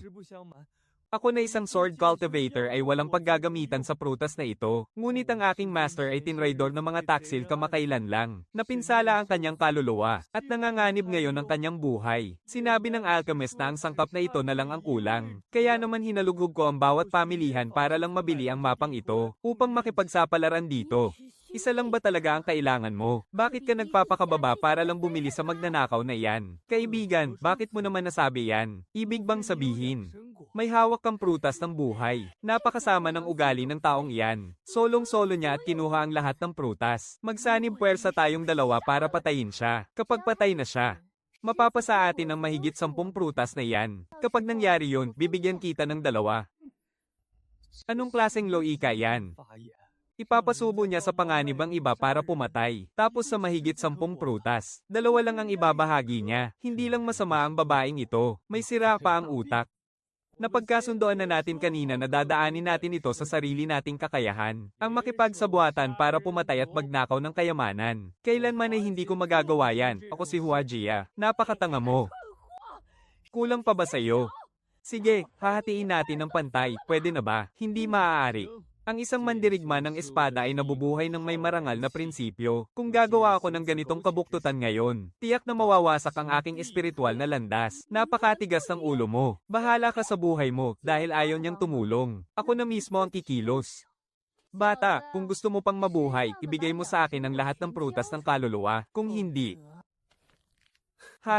sigurado ka bang kaya mo akong talunin? Nagpapanggap ka lang. Isa ka lang namang basura na nasa ika-4 na antas ng pagsasanay.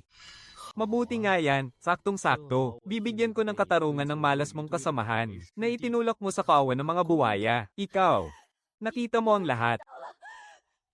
Kung ganoon, lalo ka pang walang karapatang mabuhay. Napakalupit at napakadelikado ng sining ng paghagupit ng babaeng ito. Kayang-kaya niyang gamitin ang malambot na latigo na may bagsik ng isang mahabang baston. Tiyak na isa itong pambihirang sining ng pakikipaglaban. Kung mapapasakin lang yan, at isasama sa aking latigong apoy, tiyak na magiging nakamamatay na atake. Bakit puro pag-iwas lang ang alam mo? Sasabihin ko na sa'yo ang totoo. Ang hawak ko ay isang pambihirang sining ng latigo. Kaya lumuhod ka na at ibigay mo sa akin ang prutas. Baka sakaling iwanan ko pang buo ang bangkay mo. Dahil napakalakas ng loob mo. Ipapakita ko sa'yo. kung ano ang totoong sining ng latigo. Latigong biyak lupa ng lava. Ah! Buhay pa siya. Masyadong bihasa sa labanan ng babaeng ito. Naka-atres agad siya kanina kasabay ng pag-atake ko, kaya nabawasan ang lakas ng tama sa kanya. Medyo mahirap siyang kalabanin. Haha, itinatago mo nga ang tunay mong lakas. Pero sa huli, nasa mababang antas ka pa rin ng paglilinang. Ito ba ang madilim na pulang elixir ng Ling Xiao at nasa ikatlong yugto pa?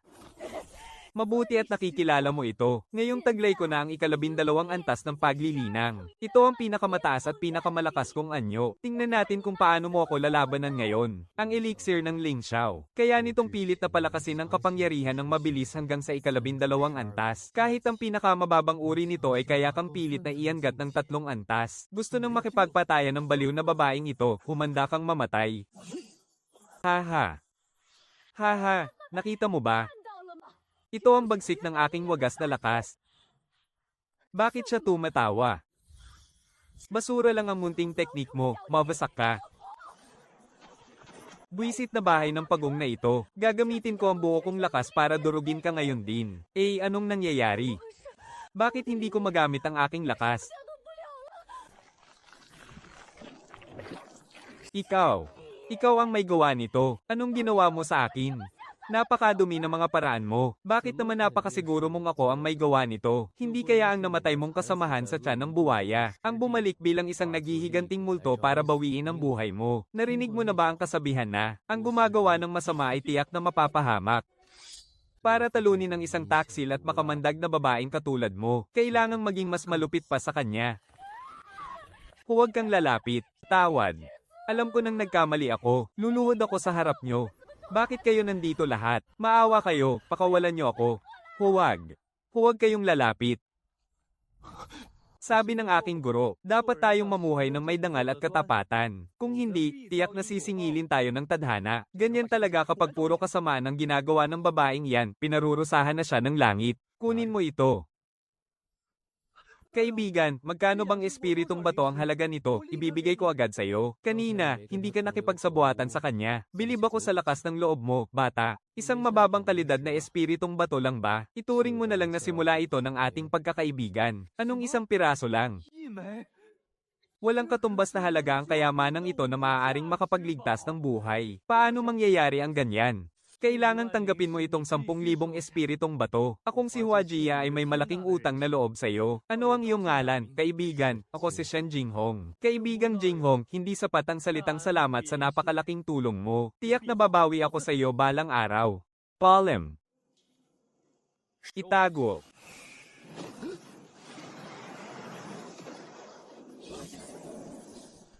Anak ng... Ang espiritong demonyong ito, hindi lang kayang pumatay ng mga kalaban na may mas mataas na antas. Kaya pa pala nitong ibalik sa akin ang espiritong lakas ng kalaban. Ang kakayahang ito ay isang tunay na himala. Pagbalik ko sa tuktok ng Xiaoyao, kailangang pag-aralan ko ng mabuti ang bagay na ito. Kapag nakarating na ako sa yungib ng pagpino ng demonyo, siguradong ito ang pinakamabisang sandata para pumatay ng patago.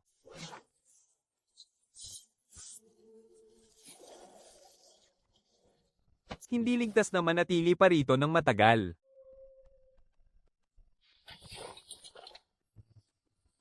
Sa wakas, hindi ko na kailangang magdilig ng mga damong ligaw. 2 madilim na pulang paeldores ng ikatlong pagpino ng Ling Xiao. Magandang bagay ito, ibibigay ko sa maliit na banal na puno para mapalakas. Baka sakaling makalikha pa ito ng paeldores na may 4 o 5 pagpino, mula sa Xuanji. Si Ji Yuanxiang. Kabilang din pala sa Xuanji Tower ang baliw na babaeng ito. Kaya naman pala ganoon na lang ang kanyang ugali. Katulad din ng Nan Yifeng na yon na napakayabang. Mukhang napakalakas ng sining na ito ng paglaletigo. Pero parang may kakaiba pa rin dito. Hayaan na nga, ibabato ko na lang ito sa maliit na banal na puno para mabuo at mapalakas. Ang aklat ng pag-iisa ng araw at buwan. Masyado namang detalyado ang paraang ito ng pagsasanay ng magkapareha. HMM. Baka sakaling magamit ko rin ito sa hinaharap, di ba? Hindi pwedeng masayang ang napakahalagang bagay na to. Munting banal na puno, palakasin mo na rin pala ito habang nandyan ka. Grabe. Jackpot, mayaman na ako. Hahaha. Siguradong galing ito sa isang sikat na sekta, isang napakahusay na henyo sa sining ng agimat. Sayang nga lang at namatay siya sa loob ng bibig ng buwaya. Pero huwag kang mag-alala, ako na ang magpapatuloy at magpapalago ng mga naiwan mong pamana.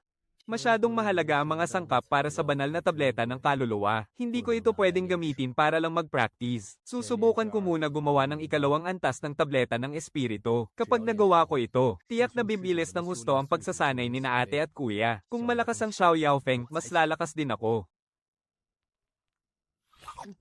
Sige, bumukas ka. 73 metro. 78 metro. 79 na metro. Nabuo na ang banal na kamalayan ng aking pundasyon. Oras na para subukan ang paggawa ng ikalawang antas ng tableta. Napakabait talaga sa atin ng pinakabata nating kapatid. Hahaha, nasa yugto pa lang siya ng pagsasanay ng enerhiya. Kaya hindi pa niya kayang inumin ang ikalawang antas ng tableta ng espiritu. Para talaga sa atin ang ginagawa niyang yan.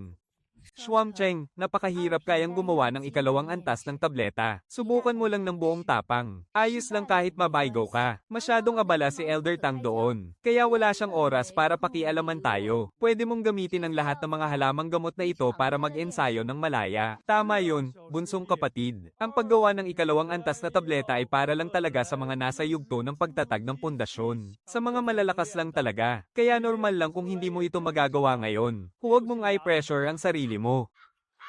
Panglimang kuya, hindi ko pa nga napapasiklab ang apoy na to. Bakit parang pinagdarasal mo na akong mabaygo agad? Hayaan mo na, sadyang hindi lang marunong magsalita ng maayos ang panglima natin. Kaya mo yan, siguradong magagawa mo. Ang susunod na bahagi ang pinaka-kritikal.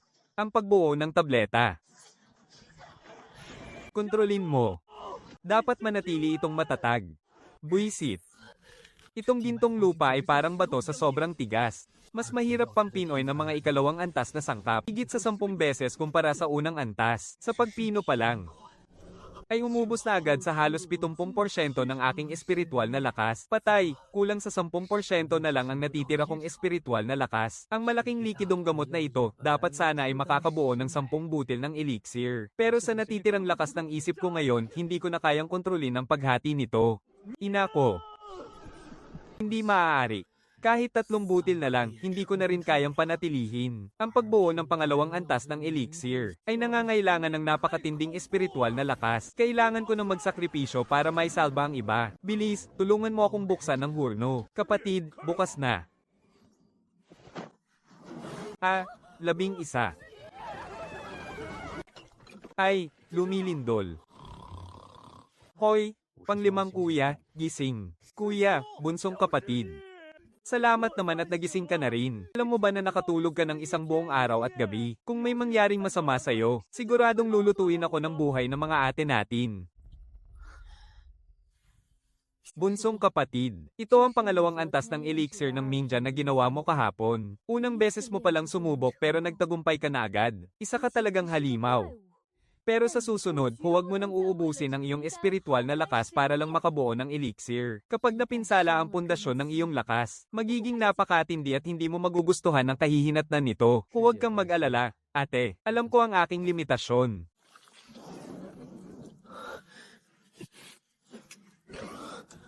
Bakit?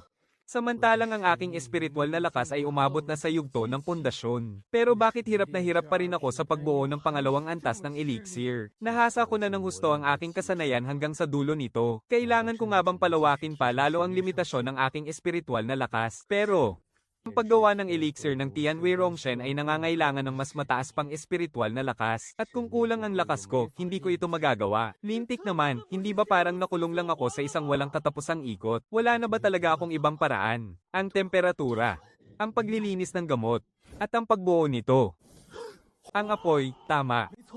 Ang apoy ang sagot. Noon pa man, gumagamit lang ako ng ordinaryong panggatong at karaniwang apoy sa pagbuo ng elixir. Ang karaniwang apoy ay may dumi. Hindi ito maaaring direktang pumasok sa hurno. Kaya naman sa labas lang ng hurno ito nakakapagpainit. Napakabagal naman ng pagpapadalisay na to, nakakainis. Nasayang lang ang malaking bahagi ng aking espiritual na lakas. Kung gusto kong malagpasan ang aking kasalukuyang hangganan, kailangan kong makuha ang mga pambihirang apoy ng langit at lupa na nakatala sa kasulatan ng Xuanshan Wanxiang. Masyadong Siguradong mailap ang mga banal na apoy kaya huwag na muna nating isipin yun. Pero kailangan kong makuha ang orb ng apoy halimaw o kaya naman ay ang bato ng apoy lupa. Hay!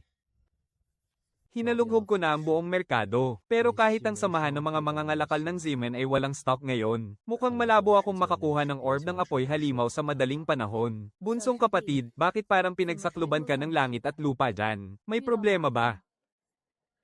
Pangalawang ate, kailangan ko po ng orb ng apoy halimaw, o kaya na may bato ng apoy lupa para mapahusay ang kakayahan ko sa paggawa ng mga paildores, pero wala talaga akong mahanap na mabibilhan sa labas. Ikaw. Kailangan mo ba talaga ang orb ng apoy halimaw? Opo, kailangan ko po talaga. Kung wala yon, napakahirap para sa aking mapahusay ang paggawa ng mga paildores ng ikalawang antas.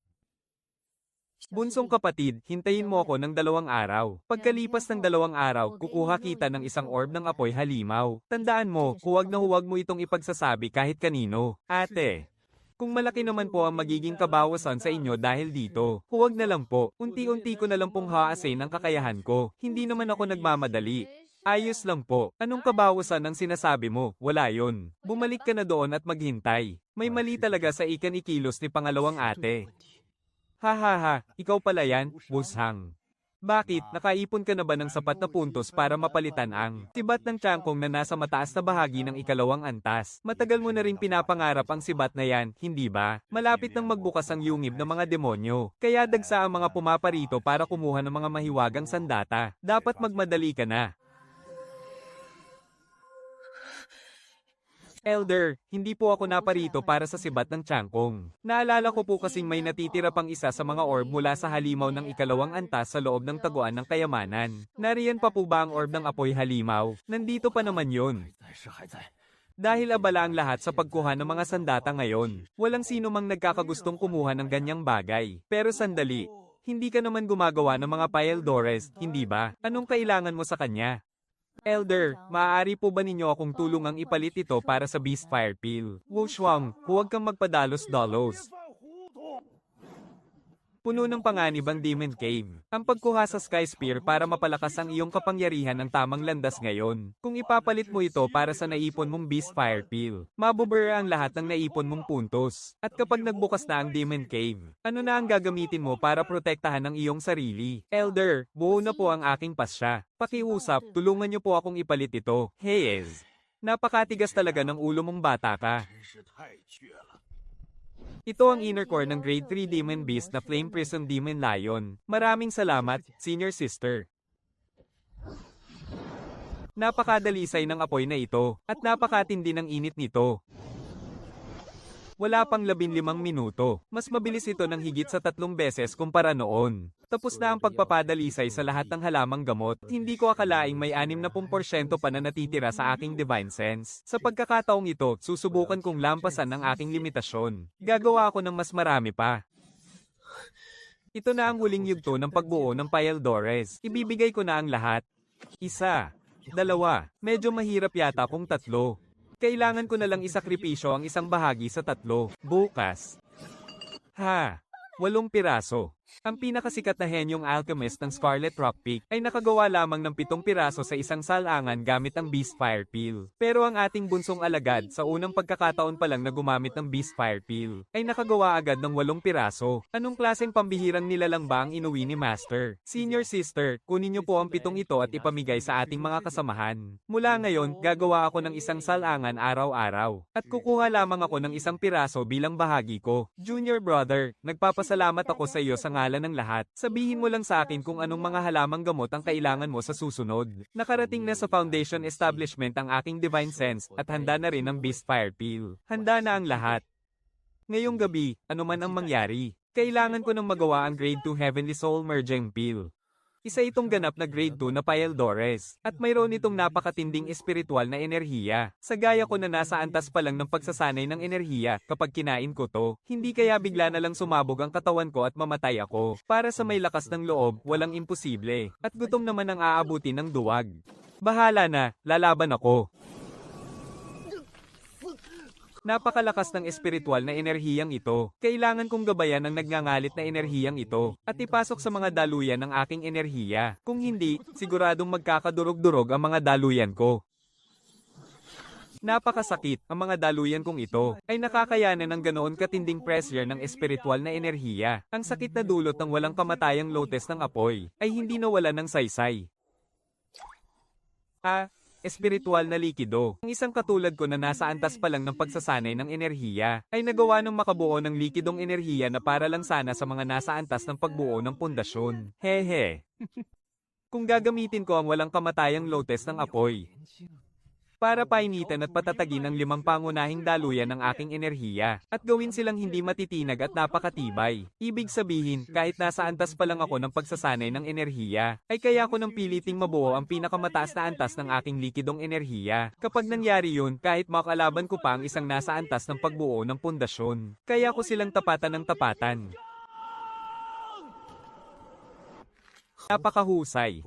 Pero bago ang lahat, kailangan ko munang palakasin ang aking banal na kamalayan. Ang masamang epekto ng prutas ng kaluluwa ay ang pagpapahina ng mga solid at likidong enerhiya. Sakto, habang hindi pa nagsisimulang lumakas ang mga daluyan ko, papalilimin ko muna ang aking banal na kamalayan. Napakasarap sa pakiramdam. 157 metro, ang lakas ng kamalayang ito, ay sapat na para makatapat sa isang malakas na mandirigma sa kalagitnaan ng antas ng pagbuo ng pundasyon. Ngayon naman, oras na para ipakita ko sa aking mga nakatatandang kapatid ang aking tunay na lakas. Tapos na.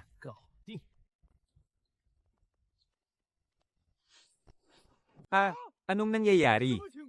Bunso naming kapatid, hindi ba't 8 piraso lang ang nagawa mo kahapon sa bawat hurno? Bakit ngayon, napuno mo na agad at naging 12 piraso na? Medyo naninibago pa po kasi ako kahapon. Pero ngayon, nakuha ko na ang tamang diskarte. Halimaw ka, isa kang malaking halimaw. Bunso naming kapatid, talaga namang pambihira ka. Ano bang pinagsasabi nyo riyan? Anong halimaw? Ang tawag dito ay isang natatanging henyo. Oo nga, tama, isang henyo. Isang henyo talaga. Ano bang ipinagkakagulo ninyo riyan? Nasaan ang inyong respeto? Kakalabas ko pa lang sa aking meditasyon, ngunit naririnig ko na ang inyong nagkakagulong pagsigaw riyan. Kung may makakarinig sa inyo, iisipin nilang ako, si Dong mo, ay nagwala sa aking pag-insayo, at pumanaw na. Masyado kayong nagpapanik sa maliliit na bagay. Tandaan ninyo, kahit gumuho pa ang isang dambuhalang bundok sa inyong harapan, hindi dapat magbago ang inyong mukha. Iyan ang uri ng matatag na isipan na dapat taglayin ng isang nag-insayo. Tama po ang inyong pangaral, guro. Tingnan niyo po ito. Maganda ang kalidad ng ikalawang antas na mababang uri ng pil na ito. Bakit? Anong mayroon dito? Ang mga ito ay kakagawa lang po ng ating bunsong disipulo. Hindi ba normal lang naman ang gumawa ng ikalawang antas na pil? Anong sabi mo? Ang mga ikalawang antas na pil na ito ay gawa lahat ng ating bunsong disipulo. Guro, kumalma po kayo. Sa ganyang pagsisigaw ninyo, kung may makakarinig, iisipin nilang ang bunsong disipulo natin ang pumanaw na. Xuancheng, nasa antas ka pa lang ng pagsasanay ng enerhiya. Paano ka nagkaroon ng sapat na lakas ng isip para gumawa ng ikalawang antas na pil? Likas po talagang mas malakas ang aking lakas ng isip. At saka kamakailan lang po ang ating ikalawang nakatatandang kapatid. Napakahigpit po ng paggabay sa akin ng ating ikalawang nakatatandang kapatid. Kaya nagtiis po ako at nagporsigi ng mabuti. Hindi ko po akalaing magagawa ko nga. Totoo po iyon, guro. May pambihirang talento po ang ating bunsong disipulo at talagang nagsisikap siyang mag-aral. Sa unang araw, nakagawa siya ng 2 piraso sa isang salang. Pagkatapos ay naging 8 na. At ngayong araw, nakagawa siya ng 12 piraso, punong-puno ang isang salang. Lahat ng iyon ay dahil sa sarili niyang pagsisikap. 12 piraso sa isang salang. Ito ba talaga ang ating guro na kahit gumuho ang dambuhalang bundok, sa kanyang harapan ay hindi magbabago ang ekspresyon ng mukha? Mukhang hindi naman ganoon katatag ang loob ng ating guro. Guro, naipit po ba ang inyong ulo? Gusto niyo po bang tulungan kayo ng inyong disipulo? Nahilahin yan palabas. Ako. Ang inyong guro ay nagkaroon lang ng biglaang inspirasyon kanina upang maunawaan ang isang natatanging estilo na tinatawag na walang katulad na sining ng paggalaw ng malayang pagtalon ng langit at lupa. Masyado lang akong nasabik kaya hindi ko napigil ang subukan. Kapag naperpekto ko na ang banal na sining na ito, tiyak na ituturo ko ito sa inyo. Guro, huwag na po sanang ituro sa akin ang banal na sining na yan. Manipis na po kasi ang aking buhok. Napakasakit naman po kung mabubutas niya ng tuktok ng aking ulo. Wala ka talagang ambisyon, sa buong Xiaoyao Peak, ikaw lang ang walang kwenta, Shuang Cheng. Ito na ba talaga ang limitasyon mo, ang mababang uri ng ikalawang antas na elixir? Palagay ko po ay hindi pa. Kung bibigyan lang ako ng sapat na oras, hindi imposibleng makagawa ako ng katamtaman o mataas na kalidad nito. Mahusay, hahaha, may isang Shuangcheng dito sa ating Xiaoyao Peak. Paano nga namang hindi tayo aasenso nito? Shuangcheng, makinig kang mabuti sa iyong guro. Simula ngayon. Marunong ka man o hindi na gumawa ng mga elixir, ang Xiaoyao Peak ang magiging pinakamatibay mong sandigan. Kapag inapi ka sa labas, itakbo mo sa iyong mga nakatatandang kapatid sa sekta. Kapag hindi nila yan kinaya, hanapin mo ako dito sa Xingyun Sect. Maliban sa iilang matatandang halimaw na nagpapakadalubhasa sa pag-iisa, ako, si Dongmu, ay walang kinatatakutan kahit sino. Huwag po kayong mag-alala, guro, naiintindihan po ng inyong alagad.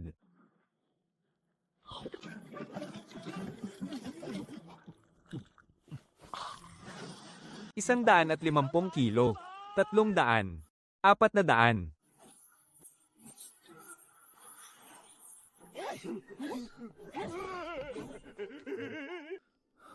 Ang aking 5 elemento ng espiritual na ugat ay nakarating na lahat sa pagsasanay. Ngunit bakit sa ikalampang antas ay hindi ko pa rin magawang lampasan ito? Pakiramdam ko ay may nababangga akong isang hindi nakikitang pader. Liu Yuan Shuang, ayos ka lang ba?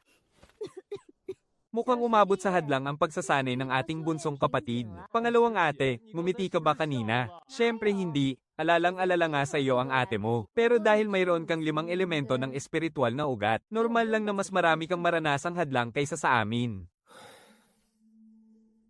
Mayroon po bang mabilis na paraan para malagpasan ito? Meron. Halimbawa, ang berdeng espiritual na prutas sa Demon Cave na pupuntahan natin. Isang piraso lang yan ang kailangang kainin. At agad mo nang malalagpasan ang hadlang para umangat ang iyong lakas. Huwag kang mag-alala, bunsong kapatid. May 10 araw pa bago magbukas ang Demon Cave. Kahit itaya pa namin ang aming mga buhay, kukuha pa rin kami ng isa para sa'yo. Mukhang hindi lang basta dapat ako pumunta sa Demon Cave. Kailangan ko ring mag-ipon ng marami ng berdeng espiritual na prutas na iyon. Patanjin nga, itong kasulatan ng araw at buwan. Paano kaya ito pinalakas ng munting banal na puno?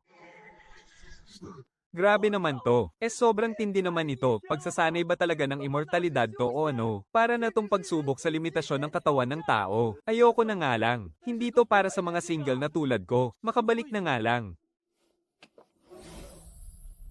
Kaya pala ang estilo ni Hao Yuanxiang ay nagmula lang pala sa isang kulang na bahagi ng estilong ito. Ang baston ng 5 elemento ay saktong-sakto sa aking 5 elementong ugat espiritual. Kaya lang, wala pa akong hawak na angkop na mahiwagang baston ngayon. Isantabi ko muna to. Ubus na ang aking mga paeldores para sa makalangit na kaluluwa, at ang aking banal na kamalayan ay umabot na rin sa limitasyon nito. Ngayon, oras na para gumawa ng isang malaking hakbang. Kung gagamitin ko ang walang kamatayang apoy, kasama ang mapangahas na apoy na ito, para puwersahang painitan ang aking 5 pangunahing ugat espiritual, para maging matibay at hindi matitibag ang mga ito, at sa gayon ay mapilitang mapagkasya ang likidong espiritual na enerhiya sa yugto ng pagpipino ng Qi. Bakit walang kahit anong talab, hindi man lang masakit o makati? Ang paglilinis lang ng mga ugat espiritual gamit ang espiritual na enerhiya, ay walang epekto. Ang mga ugat espiritual mismo ang imbakan ng espiritual na enerhiya, kaya may natural na resistensya na ang mga ito rito. Kailangan kong gumamit ng panlabas na lakas. Gagamitin ko ang lakas ng aking sigla at dugo, sa pamamagitan ng pagputol ng daloy ng dugo at pagpigtas ng mga litid upang puwersahang buuing muli ang aking mga ugat espiritual. Lakas ng aking sigla, bumangon ka, sugurin ang unang ugat espiritual ng apoy. Hindi ko nahawak ang sitwasyon. Nawawalan na ng kontrol. Hindi ko na magawang pigilan to. Dahil magulo na rin naman. Hayaan ko na itong tuluyang magkagulo. Kailangan muna itong wasakin upang muling mabuo. Ugat espiritual ng tubig. Ugat espiritual ng kahoy. Ugat espiritual ng lupa. Ugat espiritual ng ginto. Mawasak kayong lahat. Hindi ko na kayang makayanan pa. Dito na ba talaga ako mamamatay?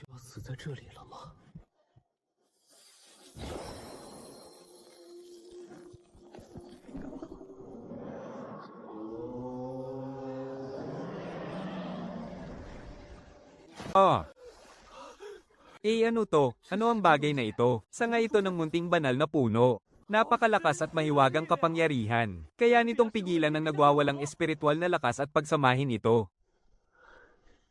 Tagumpay, sa ganitong katatag na espiritual na ugat. Tiyak na makakayanan nito ang matinding pagpiga sa likidong espiritual na lakas. Basta't patuloy ko itong muling huhubugin gamit ang dugo ng halimaw. Madali ko nang maiipon ang likidong espiritual na lakas. Hindi na ito isang pangarap lamang. Munting banal na puno, malaking pasasalamat ko sa iyo ngayon. Huwag kang mag-alala, sa tuwing muling huhubugin ang aking espiritual na ugat, gagamit ako ng pinakamataas na kalidad ng dugo ng halimaw. Tagapamahala Leo, kailangan ko ng maraming dugo ng mga unang antas na halimaw. Bilhin ko na ang lahat ng mayroon kayo. Batang kaibigang Jinghong, para saan ang napakaraming dugo ng unang antas na halimaw na yan? Maliban sa pagguhit ng mga mahiwagang agimat, hindi naman ito karaniwang ginagamit ng mga karaniwang tao. May itinuro sa akin ng aking guro na isang espesyal na paraan ng paggawa ng mahiwagang tableta. Isang lihim na teknik na nangangailangan ito.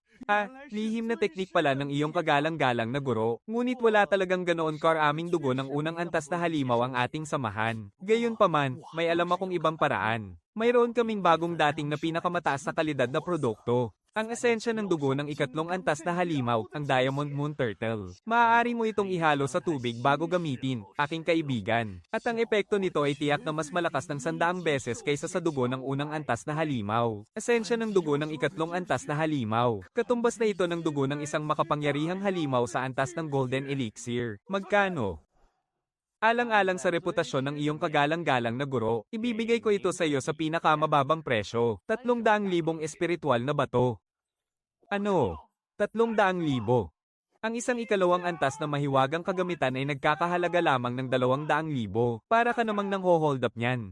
Para lamang matapos ang muling paghubog ng aking espiritual na ugat bago ang pagpasok sa kuweba ng pagpipino ng demonyo. Wala akong magagawa kundi gumastos ng malaki.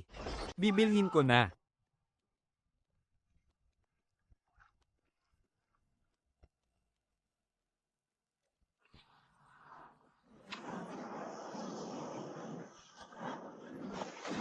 Sige, simulan na natin.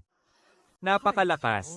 Isang patak lamang ng esensya ng dugo. Ang bilis ng muling paghubog ng aking espiritual na ugat ay higit sa 3 beses na mas mabilis kaysa Rati. Kung magpapatuloy ako sa ganitong bilis ng pagsasanay, bago magbukas ang lagusan ng mga demonyo, tiyak na makukumpleto ko ang ganap na pagbabago ng aking mga ugat ng kapangyarihan. Si Gu Shuangcheng, na may karaniwan lang na talento sa pagsasanay ng enerhiya, ay naglakas loob pang magpatala para sumali sa mahiwagang lupain ng Zuanyuan. Isang mapanganib na lugar na puno ng banta sa buhay ang ipinagbabawal na lupaing iyon. Mahal na prinsesa, tungkol sa nalalapit na pagpunta sa Lianmo Cave. Kumalat na ang balita tungkol sa paglitaw ng bunga ng Qingling. Maging ang mga nagsasanay pa lang ng enerhiya o ang mga nakabuo na ng kanilang lakas, lahat ng mga disipulo ng iba't ibang sekta at paksayon ay nagkakagulo na para pumasok at sumubok ng kanilang kapalaran. Tiyak na gusto rin ni Gu Shuangcheng na sumubok doon para makipagsapalaran. Makikipagsapalaran ba? Ate ko. Nabalitaan ko na napakaraming kayamanan sa Lianmo Cave ngayon. Ang ilan sa mga kuya at kapatid natin ay palihim na nagpatala para pumunta roon. Bakit mo binura ang aking pangalan? Gusto ko ring pumunta.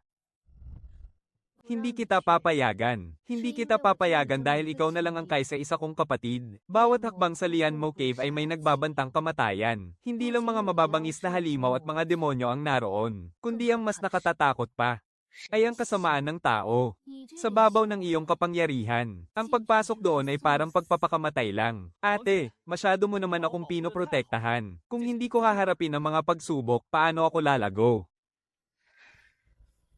Sige na nga, pero may isa akong kondisyon.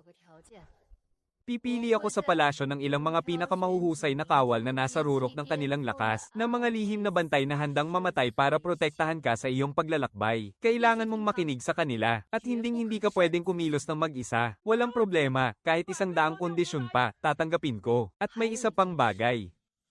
May sasama ring taga-sekta ng Qindian na nagngangalang Gu Shuangcheng. Tinulungan niya ako noon. Kung makikita mo siyang nasa panganib sa loob ng Lianmo Cave, basta't ligtas ka at walang mapapahamak sa inyo, tulungan mo siya. Ipaubaya mo yan sa akin, hahaha. Sa tulong ng mga lihim na bantay na ibinigay mo, ate, hindi lang si Gu Shuangcheng. Kahit 10 pa sila ay kaya kong protektahan. Huwag ka nang madaldal, bumalik ka na doon at magsanay.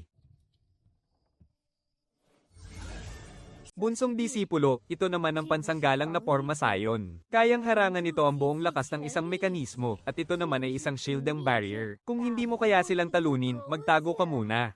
Ito naman ay isang illusion barrier. Gagamitin mo ito para ikulong ang kaaway at makatakas. Kapag nakarating ka na sa Demon Cave, huwag na huwag mong panghihinayangan na gamitin ang mga ito. Maraming salamat, pang-apat na senior sister. Napakabuti at tapat sa akin ang aking mga senior brother at senior sister. Pero ako, maghapon lang na nakatutok sa pagpapalakas ng aking katawan. Kahit man lang mga elixir para sa proteksyon, wala akong naihanda para sa kanila. Sobrang nakakahiya naman ako bilang kasama.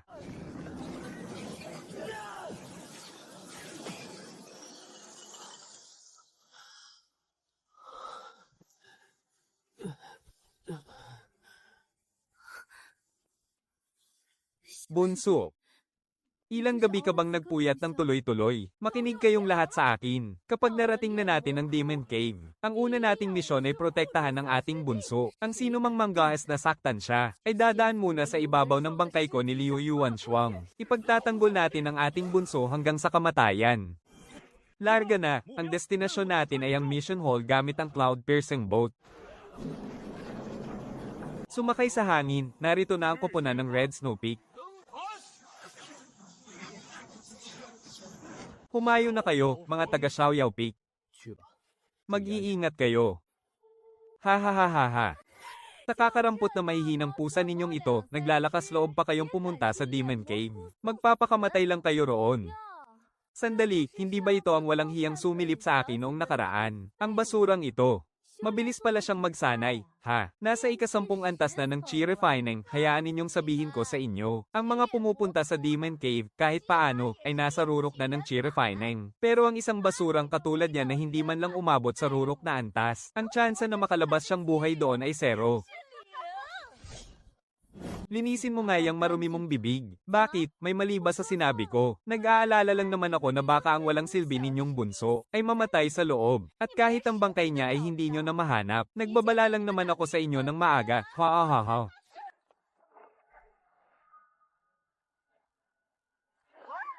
Nang-ahas ka talagang sampailan ako. Pwede mo kaming insultuhan kahit kailan mo gusto. Pero huwag na huwag mong iinsultuhin ang aming bunso. Sampal pa lang yan ngayon. Sa susunod, ang sibat ko na ang sasalubong sa iyo. Ano, mga patay na ba kayo? Bakit nakatayo lang kayo riyan? Sugurin niyo sila, senior sister. Wala rito ang ating pinakamatandang senior brother. Hindi natin sila kayang talunin. Anak nang. Sinampal niya ako. Lantarang pambubugbog sa sariling kasamahan. Lumuhad ka at humingi ng tawad sa akin. Anong kasalanan ang nagawa ko? Siya ang naunang gumawa ng masama tapos ayaw mo pa ring umamin. Kung ganoon, huwag mong sisihin ang matandang ito kung turuan kita ng leksyon ngayon. Matandang hakluban. Sino ka para turuan ng leksyon ng disipulo ko? Gusto mo bang subukan? Tigpasin ko kaya yang nunal sa mukha mo ngayon. Dong mo, akala mo ba talaga natakor ako sa'yo? Huminahon po kayong dalawa. Huminahon po kayo, daan-daang disipulo ang nakatingin sa atin. Ang kapakanan ng lahat ang unahin natin. HM, Dom mo, puro ka lang naman salita. Tuwing pumupunta ang Xiaoyao Peak ninyo sa kuweba ng demonyo, ang mga kristal ng demonyo na nauuwi ninyo, ay wala pa nga sa kalingkingan ng nakukuha ng Dongdian Peak namin. Palagi na lang kayong nasa huli. Kaya anong ipinagmamalaki mo riyan? Dong mo, dahil masyado mong pinoprotektahan ng disipulo mo. May lakas loob ka bang makipagpustahan sa akin? HM, ano naman ang ipupusta mo? Kapag ang mga kristal ng demonyo na may uuwi ng Xiaoyao Peak ninyo sa pagkakataong ito, ay umabot man lang sa kalahati ng sa Dongzhou Peak namin, panalo ka na. Itong ikatlong antas ng mababang kalidad na mahiwagang kaldero ng alchemy, ay mapapasa iyo. Pero 5 lang naman kayo sa Xiaoyao Peak. Wala pa nga kayo sa kalingkingan ng bilang namin. Paano ka naman mananalo niyan? At kung tatanggi ka, tatawanan kita sa harap ng lahat at sasabihing duwag ka. Si Shuang Cheng, na may pambihirang talento sa paggawa ng tableta, ay nangangailangan pa naman ng isang pambihirang kaldero ng alchemy. Para sa hinaharap ng aking disipulo, isusugal ko ang lahat ngayon. Isa pa, nandoon din ang pinakapanganay kong disipulo para sa malubong sa kanila, kaya hindi imposibleng manalo kami. Sige, tinatanggap ko ang pusta mo. Ha ha ha, napakadali mo palang pumayag. Pero paano kapag ikaw naman ang natalo? Gusto ko ang ikatlong antas ng pinakamalakas na espadang Chinkyu na hawak mo. Guru, huwag po. Isa yung ikatlong antas ng pinakamalakas na mahiwagang sandata. Masyadong dehado ang pastang ito para sa atin. Sige. Itataya ko ang aking kinabukasan sa Xiaoyao Feng gamit ang espadang ito. Ito pala ang yungib ng mga demonyo. Wala man lang kahit bakana ng kuweba dito. Puro tigang na lupa lang ang narito. Shuang Cheng, huwag ka nang maghanap. Ang tinatapakan natin ngayon ay isang napakalaking mahiwagang selyo. Kapag dumating na ang tamang oras, babukas ang mahiwagang selyo. At sa ilalim nito, doon matatagpuan ang tunay na yungib ng mga demonyo. Oh, mukhang maagang dumating ang mga aso ng sekta ng Qingyan. Ang mga piraso ng berdeng talem.